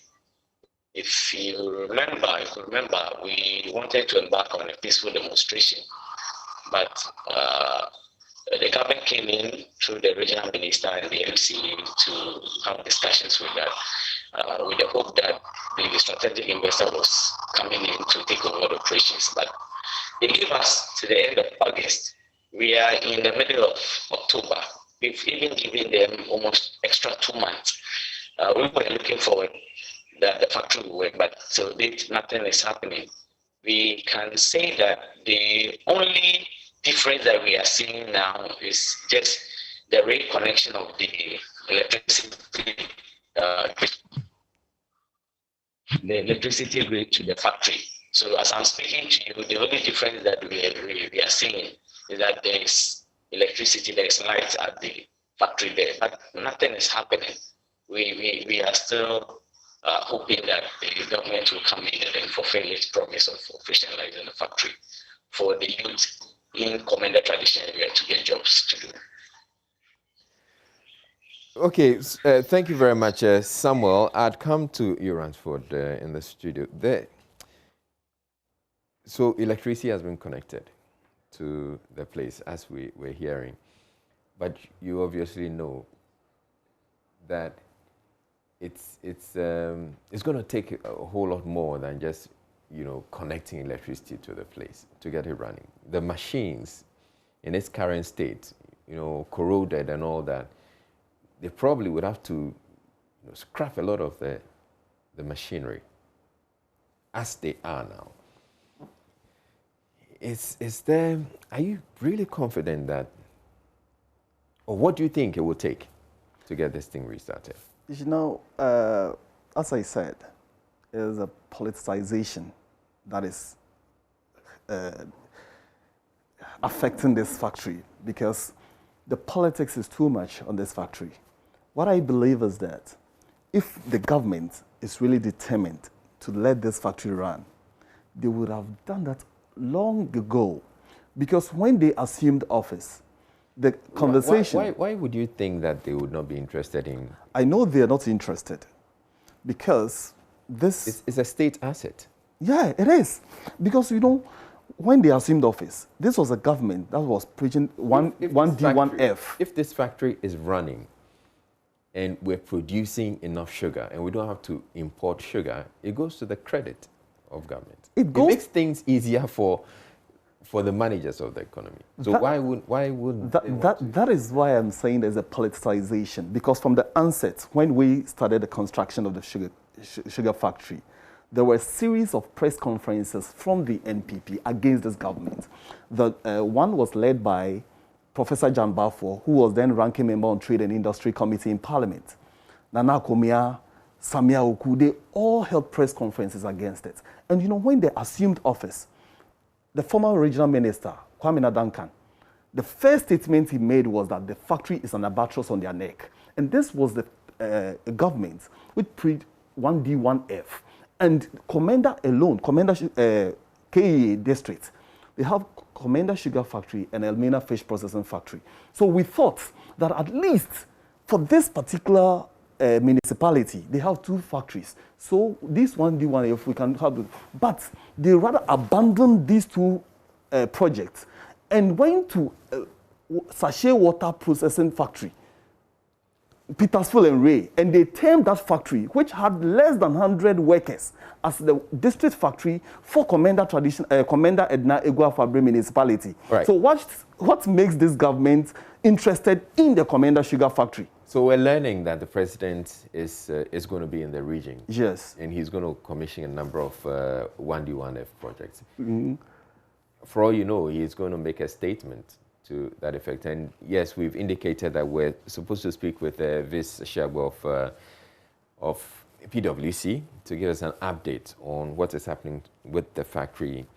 We're still waiting for him to get back to us on that, but hopefully we can get some comments from him, and then we can move this conversation forward. Or hopefully we're going to hear something concrete as to what is going to happen. But one of the things that came up, I recall, has to do with how much was spent on the factory. Yeah. And the suggestion is that we pumped in so much money into the factory, but what is actually on the ground is a whole lot less than the amount of money that was injected into it. Essentially, suggesting that some of the money has gone somewhere. How do you respond to that? Israel, I don't understand this, because, you know... But you know that point has been made. Severally, and I've refused that allegation on several occasions. And I've been waiting for the government, any person from the government side, to debate me on this. And they keep running away. I don't understand. Because if for nothing at all, if the minister is not speaking, the deputy should speak. If the deputy is not ready, they have an information minister. They should give every information to any of the information ministers to debate me on Commander Sugar Factory. Because even the ministry has a PRO. If you call the ministry PRO, he will never talk. Why? Why? But they will tell you that we spend a lot of monies, and that is, I would be very happy if Visha Shagbo would speak or join us to answer questions on this valuation report, because they claim that in 2016 we asked during our time. It's true. We gave the PwC that contract to value this facility for us. And this was the valuation that they gave. My concentration is on the plant and machinery. They priced the plant and machinery at $34.6 million US. Right. The same PwC. Then in September 2017, after these people assumed office, the plant and machinery reduced to $12 million, over $22 million reduction. Almost 70% devaluation. It does not happen anywhere in this world. Less than a year. Less than a year. Could it be that most of the plant and machinery had to be written off because they were obsolete, or essentially? Israel, let me tell you something. When you look at this report, they claim that certain components were not installed. It is false, absolutely false. We bequeathed to this government a complete factory. So let's granted what they are saying is true. If it is true that certain components were not installed, my brother, what they should do is that ask Ceftec India Private Limited, the contractors, to come and install. Meanwhile, there were recommendations that they should ask the Ceftec here, said complete installation by Ceftec. Ceftec India Private Limited, they were the contractors. And you said, you know what? This loan, $35 million, the money did not come to sit in the government's coffers. There was a consultant to the International Federation of Sugar Factories in India. They were the consultants of the facility. The condition on this loan was that we, the Indians, will not give our monies to you, so that you give it to a Chinese or any other nationals to build a factory for you. So do a competitive bidding. Select an Indian contractor to build the facility. We understood. There was an agreement. So Ceftec started the production, the construction. The Sugarcane Federation, National Federation of Sugarcane of India, they were the consultants. So they approved the work, and the payment is done by the Exim Bank of India to Ceftec India Private Limited. So we never paid any money to them directly. So if you think that they did not install certain components, what are you supposed to do? Don't you tell the Indian government that your nationals, who were supposed to give us the complete project, they did shoddy work. They did not complete the project. So ask them to come and complete it. Because this is a loan, it's not a grant. It's a loan which is supposed to be repaid from October, this very month. 5 years after the completion of the factory, we had 5 years moratorium. to repay the loan for the period of 15 years.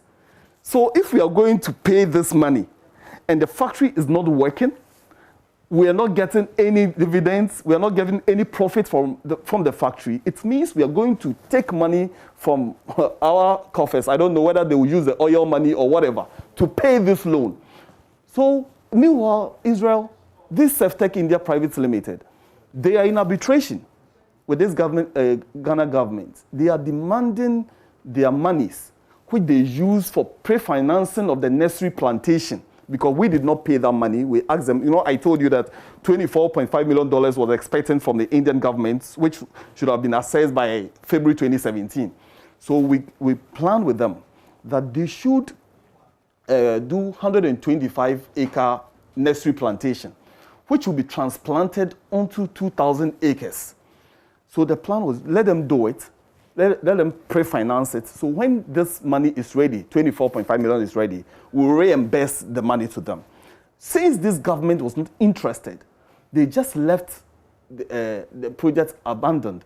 And in July 2018, the minister, Honorable Alan Chermatin, ordered to the management at the time to sell those sugarcane to Apeteshi distillers. Do they have interest to let the factory run, Israel? That is why I'm telling you that I doubt they will let this factory run, because that is not part of their agenda. It is not their priority project. They think they did not start it, they did not build it. It was a project which was started by the NDC government, completed by the NDC government, so they are not even interested in assessing the $24.5 million to do the other works. All right, so the conversation we're having this morning, I know that there's going to be a lot of back and forth. Some being accused, yourself and those who put together the factory, they're going to be accused as the allegations, further allegations fly. And there are others too who are going to say, like yourself, you're saying that the government doesn't seem interested and committed to it. They're not interested. They are not interested. Or operationalizing the factory. Because they have some deals with... At the end of the day, as you indicated, there's a loan that has been taken that Ghana has to pay. Yeah. If this factory is operationalized, we're going to not have to spend that much to import sugar. We're going to see jobs being created in Komenda, not just for the people of Komenda, but surrounding communities. Anybody else in Ghana who can get to go work there. We're going to see farmers who are also going to start cultivating the sugarcane for the factory. So there's a lot that could go for us. For most Ghanaians, their interest is not who did what. Sure. For most Ghanaians, it's about getting the factory working or cutting our losses, whichever way it's going to be. And so that's the reason we would want to hear from government and get to know what government is doing about it. We've been giving promises, but it appears that the promises have not been fulfilled. I'm very hopeful and optimistic that when the president is going to say something about the Komenda Sugar Factory when he gets to the region this week.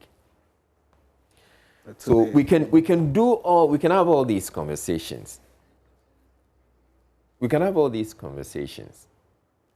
But at the end of the day, it's not just about the conversation. We're hoping to see something being done. Let's hear what the president said what the president has said about the Komenda Sugar Factory when he visited the region sometime back.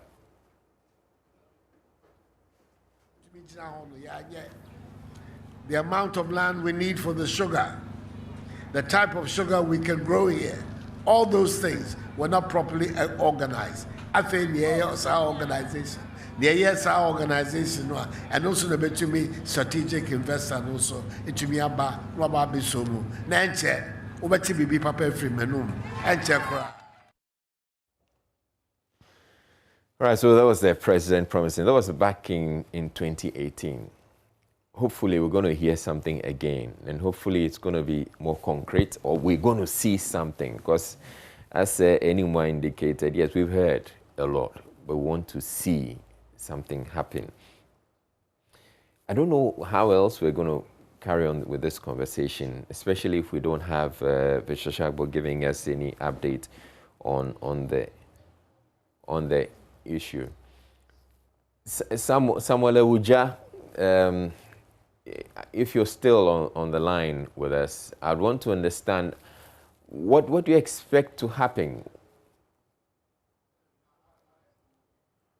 Right, we don't have Samuel Ewuja yet, but it will be interesting to hear what the people of Commander themselves speak about. If you live in the area, you can join us by phone. Let us know what you think or how you think we should carry this conversation moving forward. Should you be speaking with your MP for the area to put some pressure on him? You should be speaking with your MCE. How do you think we can approach this issue and get the Commander Sugar Factory operationalized? Because the more we keep talking about it and waiting, the factory is wasting away. Sure. And as you can see already, we're seeing plant and machinery corroded. Okay, so I have Ewuja joining us on phone now. Mr. Ewuja, how would you want us to carry this conversation forward, or what would you want to see happen? Yes, thank you, Israel. Like we indicated earlier, all that we are interested in is for the factory to work. You know, the youth need jobs. And even as part of the negotiations that we had with the government, we indicated that the local content should also be taken care of. In fact that the youth here will be given some data to work in the factory. So we are still looking forward and then hoping that the factory will be operationalized for the youth especially to get jobs. So nothing else, nothing more. All that we need is for the factory to work. So you had indicated that you wanted to embark on a demonstration. Would you want to do that? I'm speaking to you. We are still negotiating with the government as to how the factory will be operationalized. I cannot say now that we are still going to go on a demonstration, but the government has made an effort, and we are still optimistic that the factory will be operational. So we are still looking forward. If there is any other thing, we will let you know. All right. Thank you very much, Samuel Ewuja, for joining us. If you're in the area, as I indicated, and you have some thoughts on it, would love to hear what you have to say about it. But back to you, Ransford. Is there... What do you think is going to happen with this factory, eventually? I will considering the amount of corrosion and wasting away that has happened, because as it is, if you have anybody coming in, they're probably going to scrap a lot of the machinery.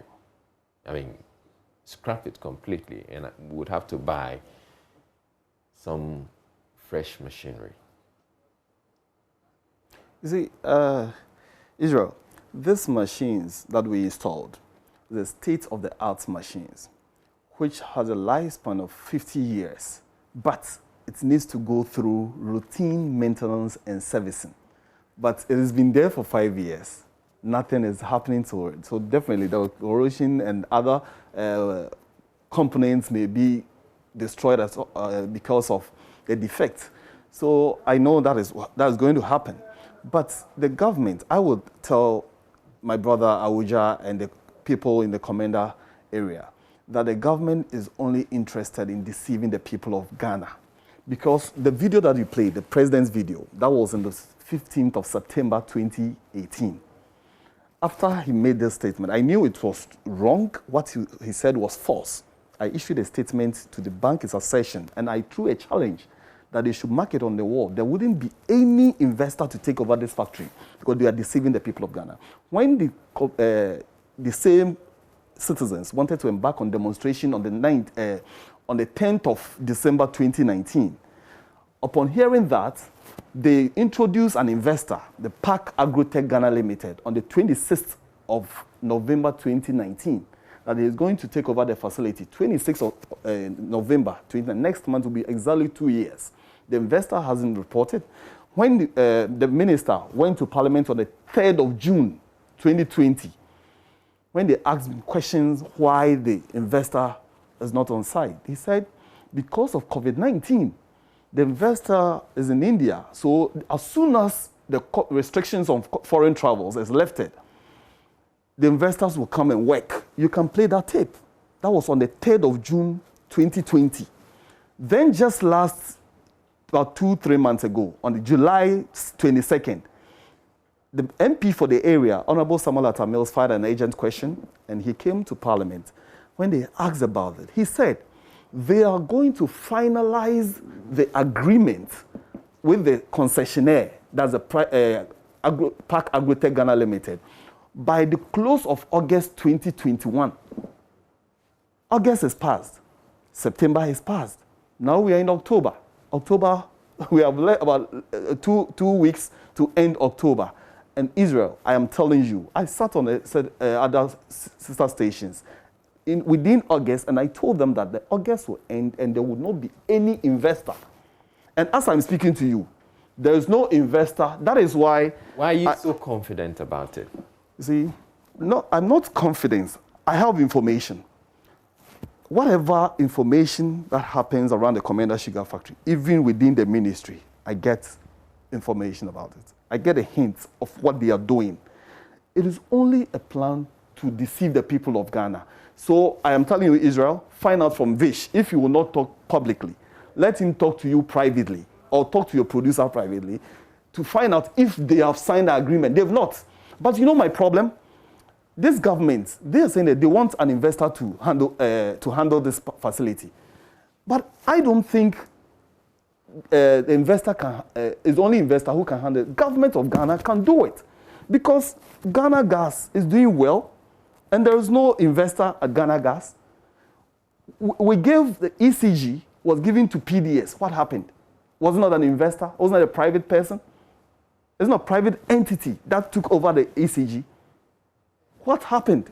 Nobody took it back. Government is taking it back. Exactly. That is why I'm saying that government is capable of doing it. So if you think an investor or you don't have any investor to work on it, you government, if you are willing to let it run, just get it running. Because it's your own facility. The company is 100% owned by the people of Ghana. So if the government can run other companies, other manufacturing companies, why can't the government also run the sugar factory? All right, hold on. Would you made reference to some comments made by the trade minister. Let's get to hear him, and we'll come back and continue the conversation. In collaboration with its transaction advisor, PricewaterhouseCoopers Ghana Limited, is in the process of concluding the conditions precedent for the activation of the concession agreement with a selected strategic partner, Park Agrotech Limited, to commence operations at the Commander Sugar Factory. Government has a right to terminate the agreement. But be that as it may, we are hoping that they will conclude and finalize the fulfillment of these conditions conditions precedent by August this year. And then once that is done, it paved the way for us to require the company to commence activation of the company before the end of the year. All right, so we have a few people joining us on phone. We have Sami calling us from Sunyani. Hello, Sami. Hello, good morning. Good morning. And I'm happy to contribute to the discussions as Sure. My expectation is that any company in Ghana, any factories by state should be up and working so that Ghanaians can get jobs. That is the most important thing for us. But what I'm worried is the politics of factories in this country, and it is not helping us. I wish we can do away with politics and talk about issues. How did this thing started? We were all here when we were told that the factory is working. Then just after election, we realized that the factory wasn't working at full time. And all the incumbrances are running. So please, when the discussions is going on, they should do away with the politics and go straight to the point so that we can all go along with it. Thank you. All right. Thank you very much, Sam. We have Ben calling from Karachi. Hello, Ben. Yeah, hello, good morning. Good morning. Your listeners and your good self and your guest in the studio. I have been watching the discussion, I've been following the discussion, and I'm lost as to what goes into the mind of our politicians when they sit and watch national assets the way it is doing. This, as we are discussing now, I am believing very well that should NDC also come to power, they would equally sit and watch other things that NPP has done to rot. I feel very sad for the country because all of this talk is going to be borne by the Ghanaians. I am sorry, but good morning to your listeners once more. All right, thank you very much, Ben. So yes, I mean, what you're saying is true, that the cost is going to be borne by the Ghanaian. We have to pay for it because we took a loan. We took a loan to get to finance the construction of the factory. So we have to pay for it. So that's why I'm saying we better cut our losses or decide what we're going to do with it so that we can cut our losses. Otherwise, we can get the factory working so that it can provide the jobs, it can provide the sugar that we need, and so we don't have to import as much, and get the farmers in the area also working and getting some jobs. We have Ishmael calling from Bono East. Hello, Ishmael. Hello, Ishmael. Sir, good morning. Good morning. Yeah, it's a discussion I also wanted to contribute. Sure. Go ahead. My expectation is seeing this work. It has been long overdue. The dynamics of this country politics is now becoming controversial. When we sit down to see what is happening with the LGBT, we are young. I'm just about 25 years. And when I look at the future of this country, the politicians are playing with it. And they'll be surprised to see that maybe the next generation will come and they will sit down. Maybe they will amount the wealth they want, but the country will go down in their presence. So what we are expecting as youth is to see this country work again. Loans will not benefit us. If this factory is working, it will employ people. And at the same time, it's going to benefit the community at large. So we are begging the president, they should remove politics from this. It is about the future of this country. Thank you very much. Vincent is calling from Cape Coast. Vincent, you're going to be our last caller. Good morning, Israel. Good morning. Please, I want to contribute to the discussion. Sure. Yeah. Israel, what is happening in Ghana, when you look at it, is like they are joking with our future. Because you can't allow a nation, something like this, that will create jobs for the youth, to just go like that just because you are on the maybe different political party and it's not you who started the project. You see, as I'm talking to you, I was working with GN Bank and that thing happened. I'm at home. I don't have a job. Now, this one that can also give some people jobs, it is also left to rot. So please, these politicians, where it is heading towards, we need to, hold them accountable. So sometimes when you are on the media, let them know that what they are doing is not right. We are all crying for the nation, for our future. Nobody is, I'm not NDC, I'm not MPC, I'm a Ghanaian. So Isa, that is what I have to contribute this morning. Thank you. All right, thank you very much. And as I indicated, you're going to be our last caller. And that's where we wrap up the conversation. We're hoping that we're going to get PwC, Visheshag of PwC, to join us for the conversation. He hasn't been able to, even though we've been communicating with him all this while. I'm hopeful, and I want to believe that the president is going to make a statement on the Commander Sugar Factory shortly and get us to know which is the way forward and what we're going to do about it. But I want to thank you too, Ransford, the former board secretary of the Commander Sugar Factory, essentially more like the project you were working with a project. Yeah. You know, to put it together. Sure. That's why you're happy to know so much. So thank you very much for coming through. Welcome. We're all hoping that the factory will get. That's what we're hoping for. You know, I told you that Vish will never come because he will not get a clearance from the ministry to talk. And I'm right? Okay.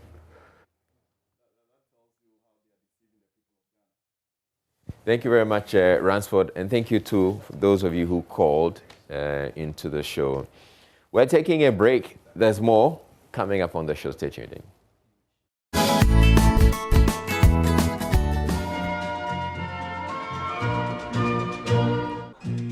I'm not even going to try. Forget it. St. Augustine's College. Your problem started early. Presec Legon. You have the diagram I'm looking for. You are not ready. No, I'm raising my hand. Okay, go ahead. It's an array. No. S solid. Which is S? Methane gas. -5. Yes. Valence electron. Yes. Plasma. You are right. Pedigree analysis helps to understand whether the trait in question is dominant or recessive. Isaac? True. Yes. Mbebo? False. Yes. St. Augustine's College is returning the trophy. Joseph, where are you with our trophy? I am also a purposely designed engineering material. Yes, Isaac? Composite. Composite.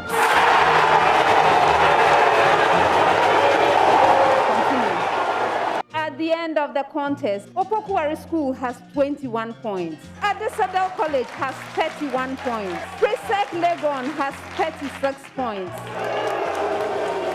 Opokuwari School, congratulations.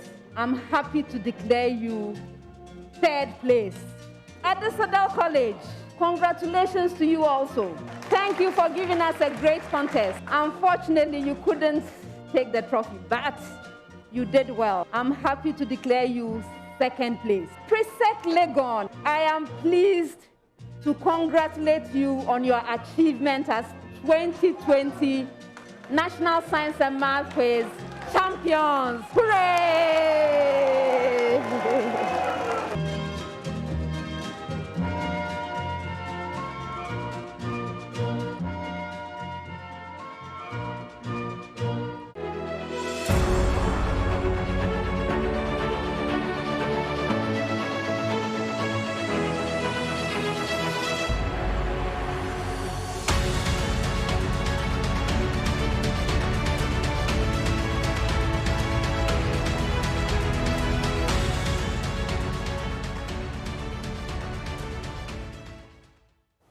Well, the race to finding champions of this year's national competition begins on Tuesday, the 26th of October, with a grand finale on Friday, the 26th of November. However, the launch and balloting for the preliminary stage are slated for tomorrow, October 19th. 135 senior high schools across the country will battle it out for the coveted trophy and bragging rights as champions of the science and maths in Ghana. Our guest this morning, NSMQ quiz mistress, Professor Elsie Effa Kaufman, and Managing Director and Executive Producer of NSMQ Primetime Limited, Nanekuya Ankoma Asare. Good morning, ladies. Good morning. It's so good to see you. As soon as we see you, we know that the fun is about to start. Because we love NSMQ. It's so amazing to see so many kids have so much fun with maths and science. And of course, you know, with the old students making noise and yeah, I'm not going to get into what I really want to get into. Let me just, you know, focus on what we're here to talk about this morning. So apparently NSMQ is going to Kumasi this year. Okay, why did you make that decision? A number of things aligned. Should I say the stars aligned this year? It's something we've been considering for at least 3 years now. We've had a number of recce trips to Kumasi to go see what facilities are available because the logistic demands for the NSMQ are very big. Are quite large, yes, yeah. Yes. The crew, the schools, everybody else who works on the program. So we had to be prepared. Okay. So we've been to Kumasi twice at least in the last 3 years to scope out, to do recce and see what we could find if anything would be suitable. Okay. And it seems like the stars aligned this year. So okay. We're going to Kumasi. It's a good way to bring the competition to the fans. Okay. So by moving it around a little bit. Yeah. I mean, so now that it's not in Accra, what are some of the special preparations that you've had to put in place for Kumasi? And when are you going to Cape Coast? I can imagine what it would be like if it was being held in Cape Coast. We are looking at that too. Yeah. We're looking at that too. So for the first time, because we're going to Kumasi for the national championship, we do the regional competitions. And then last year, we had to do the preliminary round for Ashanti in Kumasi because we needed to cut down on the number of schools going into camp. We are doing the same thing this year, but we haven't been to Kumasi to do the NSMQ, as you know it before.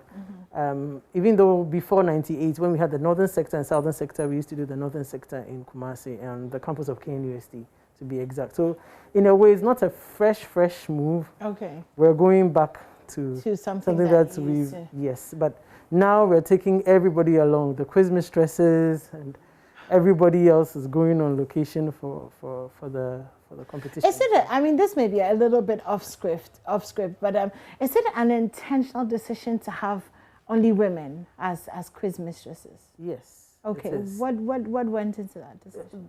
Because we felt that the face of science was that of a woman, and to make science and mathematics education attractive to females. Okay. It's always been disproportionate in terms, yes, here is even worse than outside in the Western world, and so we hope we've heard of a few cases like this. We have quiz mistresses who have been inspired to do science because they saw Prof. Rama Adi, being on stage, sitting on stage, and saying all these wonderful, teaching all these wonderful mathematical and scientific concepts. And that is how they got into it. We hope that there are many more like her. Yes, because representation is important. It's very important. Representation is important. Yeah, very important. Doc, let me come to you. I mean, just take us through what the regional qualifiers and championships have been like. Oh, I think Nanekuya can answer that question because I have actually been waiting. I'm in the wings, waiting for the quarterfinals to begin. And so I have not been concerned myself with regional competitions this year. This year, okay. So what has that been like so far? Oh, it's been very exciting. We started the regional competitions in May. So on 3rd of May until the 5th of June, we had the regional competitions. The regional competitions as in the regional qualifiers, which is the contest that we have to select the usual 108 regional representatives to come to Accra to join the 27-seeded schools. And then we have the regional championships, which is quite new. It's only been, it's in its 3rd year. In some places, this was the first time we were doing it. And they were very exciting competitions. I must single out the finals between Prempeh College, Pokuwari, and Kumasi Secondary Technical. Yeah. It was like the national finals. Wow. It was the stakes. I mean, it was exciting. It had everything that the national finals would have. So now that we are going to Kumasi for sure, we are expecting. Should be very interesting. Yes. What are your expectations, Doc, for this year's NSMQ? Oh, as usual, I'm expecting something better than last year. Okay. And so it's going to be very competitive. So it's going to be harder. Yeah. Well, not that hard, but the students are getting better and better all the time. The consultant team, we have to respond to that development. Okay. And so we also have to increase the activity that we show. The activity. Wow, that's yes. That's your way of saying yes. It's going We to be don't want to difficult. bore any contestant. to be honest, or even to bore our audiences. And so we have to make sure that we are up to standard. Okay, wow. So in other words, it's going to be tougher this year.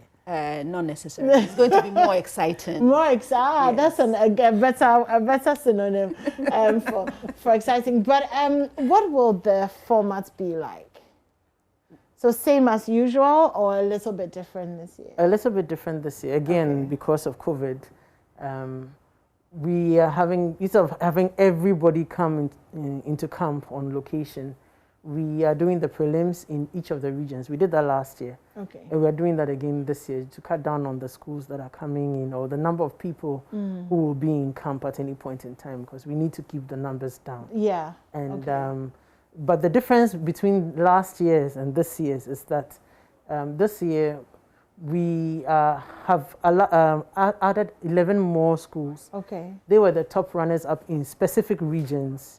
So they will be competing in their regions because those regions don't have enough schools to have a complete set of schools for each contest. You know, our minimum is 3 schools per contest. Some regions don't have enough to have 3 schools in all the contests. So these 11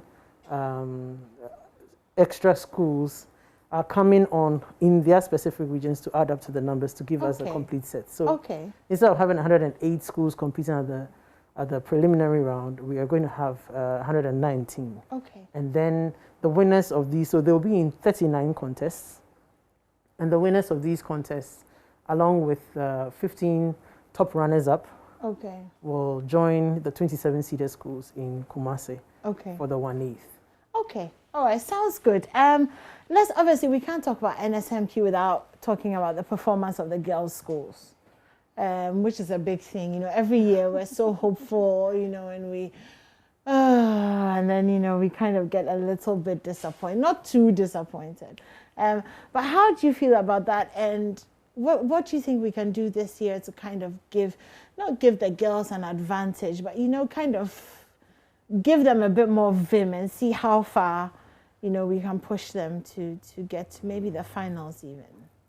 I am hopeful again this year because I've seen steady improvement in the level of confidence that the young ladies bring to the stage. Yeah. And so I am still hopeful. I don't think it's completely out of the question that a girls' school can win. It also has to do with preparation. And some of the activities I have been doing is personally interacting with contestants and schools to encourage them to bring up the contestants in a way that will enable them to be able to withstand the kind of pressure that they meet when they come there. Yeah. Yes. So it's really just an issue of pressure and maybe preparation? Yes, I think so, because it has nothing to do with the technical competence. I don't believe it's a matter of technical competence, because they are very good. These young ladies are very good. If you look at the results from the WACC, they generally do very well. And so it's not technical competence, it's maybe the game environment, It's not just, this program is not just about the academic part of it, there's also the game part of it, strategizing to be able to meet what is expected. And I'm not sure that the girls are quite in the past they haven't, but I'm hoping this year they are ready. I mean, generally speaking, in terms of academics, are women a little less competitive, as it were? Is that maybe one of the reasons why we're not as, maybe not even competitive, aggressive maybe is the better word? Is that what it is? Because I still don't understand why Wesley Girls hasn't won, NSMQ yet, or why, pains me to say why Holy Child hasn't, but it's like you said, it's not because, they're not good. So. Yes. I have been calling for a study for a very long time now. I don't know, Prime Time finally take up this challenge. But we need to study to find out exactly what factors are at play and to see what we can do about them. I think it's definitely but worthy from my of history, I was talking to my daughter just a few days ago, reflecting on my many years on the program and some of the things I've seen, the differences between the young ladies and the young men. And a lot of it, as I have already mentioned, has to do with the level of confidence. I remember in the early days where the girls would come and I hear them whispering the right answers, but they would not be willing to speak out. Wow. Yes. the boys were very willing to give me wrong answers with confidence, you know. And sometimes just taking that risk would earn you some marks, you know, some partial credit may come your way just by trying. But the girls were not willing to do that. Or even 1 year, I remember, 2 young ladies get up, go present your problem of the day on the board. They were arguing with each other. They didn't want to get up because they were concerned about the comments from the audience, you know. So these are some of the issues I've seen in the past. But as I have said, I've seen the girls getting bolder and bolder. And so I don't think it's far away to expect I hope young so. ladies I to think do well. maybe the girls are at that kind of age where they're dealing with self-awareness and all of that. So it's a little bit difficult. Exactly. They care very much about their image. Image is a big thing, isn't it? So sometimes you find them like, no, you say it. No, you say it. Because meanwhile, they don't want to make the mistake on air and everybody see them. But we've also had a few interviews with some of the teachers that bring the girls' schools. And we found out that sometimes there are also physiological explanations. She wakes up in the morning and she's not feeling good. Not quite. Maybe time of the month. Those are all factors that play. Yes, they come into play. Well, let's talk. I mean, we'll talk more about this because this is a very interesting part of this. But can we just finish up with prizes? What are some of the prizes that are up for grabs this year? We have different categories of prizes as usual. We have the GES, the main prizes. That's 80,000 Ghana cedis going to the winning school, 64,000 to the second place school, and 50,000 to the third. And there's a distribution for it because there's a part that goes to the school, a part that goes to the students, and a part that goes to the teachers. Then we have the special prizes. We have those are the really fun ones. Yes. Because those were the ones where you have the surprises, like the most impressive run. The Kweku Mensah Bonsu award for the most impressive run goes to the less endowed, or usually a category C school that goes the farthest in the competition, a minimum of quarterfinals. And then there's a matching one for the teachers of the school that wins. That's the Jacob and Elizabeth Banford Memorial Award. And we have other awards. There's the trip to Nairobi to Dubai through Nairobi. Thanks to Adansi Travels and Kenya Airways. There are scholarships from Accra College of Medicine, Academic City University College. There's Cooper Study International giving the best male and best female student a 3-week all expenses paid trip to a summer camp in the UK. I want to. So there. Then we have those the other special prizes by the sponsors. So we have the NSMQ Prudential Life, NSMQ star for the school that gets a perfect 10 in the round, the third round problem of the day. We have the Airtel Tigo highest scorer of the day award for the school that wins their contest with the highest scores. We have the Goyle Riddle Bonanza for a school that wins either gets three riddles correct or 4 riddles correct. There's a difference in the prizes depending on which one you get. There are so many. And of course, the Money Zone. Of course, yes. The Money Zone sponsored by Absa Bank. And then the special prize set up also from Absa Bank. They like to match what the winning prize is. So all right. Okay. Lots of prizes at stake. Yeah, lots of prizes. And as the days come, we will be having more conversations. But do you have any final words before we let you go? Yes, I'd like to congratulate all contestants, because just the preparation to get to this stage, it takes a lot of effort. And so I'm very impressed with all of them already. And I'm grateful to the teachers for the work that they do in getting the students ready. So we look forward to seeing all of them. All of them, yes indeed, we do. Yes. Okay, we're going to take a quick break, and when we come back, we have more for you. Don't go anywhere.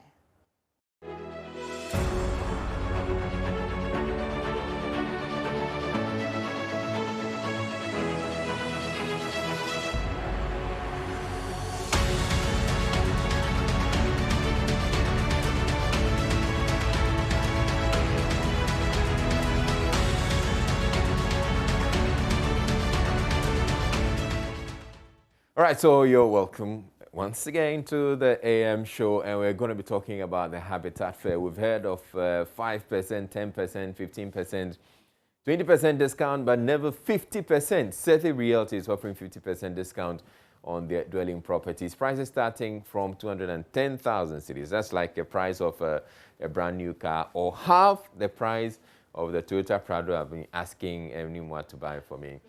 So it's an incredible offer, and the offer is for a limited time and on selected units, and T's apply. So if you're looking for a 2 or 3 bedroom home in a gated community, make sure you call Sethi Realty on 055-143-5555 or 055-143-8888, or visit them online at nyamiduagh.com. So the next conversation we're having, it's about the EcoBank Fair, EcoBank Journeys Habitat Fair, which it's in partnership with EcoBank and powered by the Planned City Extension Project from Cities and Habitats. It's themed home ownership to build or to buy. Duraplast Limited is one of our key sponsors for this year's fair, and they're joining us here in the studio right now to tell us a bit more about what they're offering. So before we actually started the conversation, I was having this conversation with Emmanuel for entry, behind the scenes, and I was asking him, what is it different? I mean, what different are you bringing to us for the main event, which is from the 27th of October? Okay. You know, during the previous clinics, we were giving 10% discount straight away on everything. Yeah. And since this is the grand finale, I think we have to move for it. Okay. And we're going to give 15%. Thank you. On whatever you purchase. Hold it. And you have to tell the people that I pushed you to give them 15%. So I'm speaking for your interest. So 15%, Duraplast is offering you 15% on everything. On everything. Everything. Everything you purchase during the Habitat Fair at the conference center. That's incredible. But what is it that you showed to the people during the clinics that, or what is it that you wanted to show to the people during the mini clinics that you couldn't because it was a mini clinic, that they're going to see at the main fair?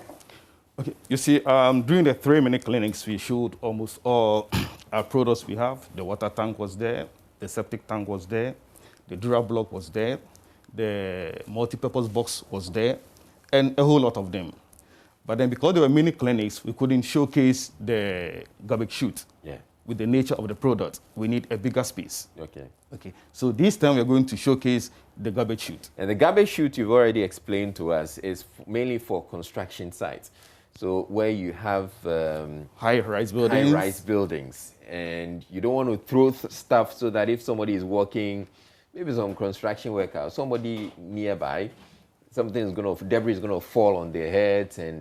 But this one, if it's not even unsafe for the environment, dust may go into neighbors' rooms, bedrooms, something like that. So this one, you drop everything right through the chute to the ground floor. And it goes, you also indicated that you can actually put a truck underneath it. So everything... If the volume of the debris coming is that huge, you don't need to pour them on the ground before you load again. So you can just park a truck there, then just drop it straight into it and move the truck. So this time you're going to display that. And tell us some of the other things that you have, Duraplast has. Yeah, we have the water tank, which is the unique product with its indicator, which this time you don't have to go and knock on your tank to see the level of water in your tank. Yeah. At least the indicator from a distance, you are going to tell I have water or not. We have the CD wash also. We came out with this product during last year when the COVID broke out, and it's doing fantastic on the market.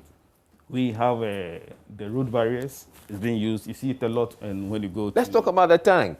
The box. Okay, that's the multi-purpose box. Yeah, the multi-purpose box, which I'm saying will work very well for those who are looking for trunks for school. You know what? We have 3 sizes. Okay. That what you saw was the very large one. And it's for offices, for homes, your kids, their stuff. And it can also be insulated to serve as ice chest for event planners. Okay. Yes. So, I mean, yes, so that's an option. Then the medium one comes as a trunk or a chop box for schools. and it's being used widely for students going to school. And it's durable. It's durable, better than the box, better than the wood. Durable like Duraplast. Durable like Dura, as usual. Then we have the small one also. That's the smallest size, which also is for any other purpose. Yeah. Yeah. Can be also for home, can be for office, for your studio, you can pack it somewhere. Great. Put in your cameras and whatever in it. Let's also talk about the HDPE pipes, which you produce. It's multi-purpose. It can be used for hot, cold. That's for plumbing. For plumbing, but then there's also the much larger sizes. Yeah, we have a much larger sizes for bigger projects, which the mines use, very huge ones, which the mines use. Ghana Water also uses that, very huge ones. So they are also there. They are not for domestic homes, they are for industrial purposes. Okay. So certainly we're looking forward to a very exciting Duraplast presentation at the main fair of the Kubank Joint Use Habitat Fair. And you've already talked about the discounts. Yeah. Are there any promotions that you have?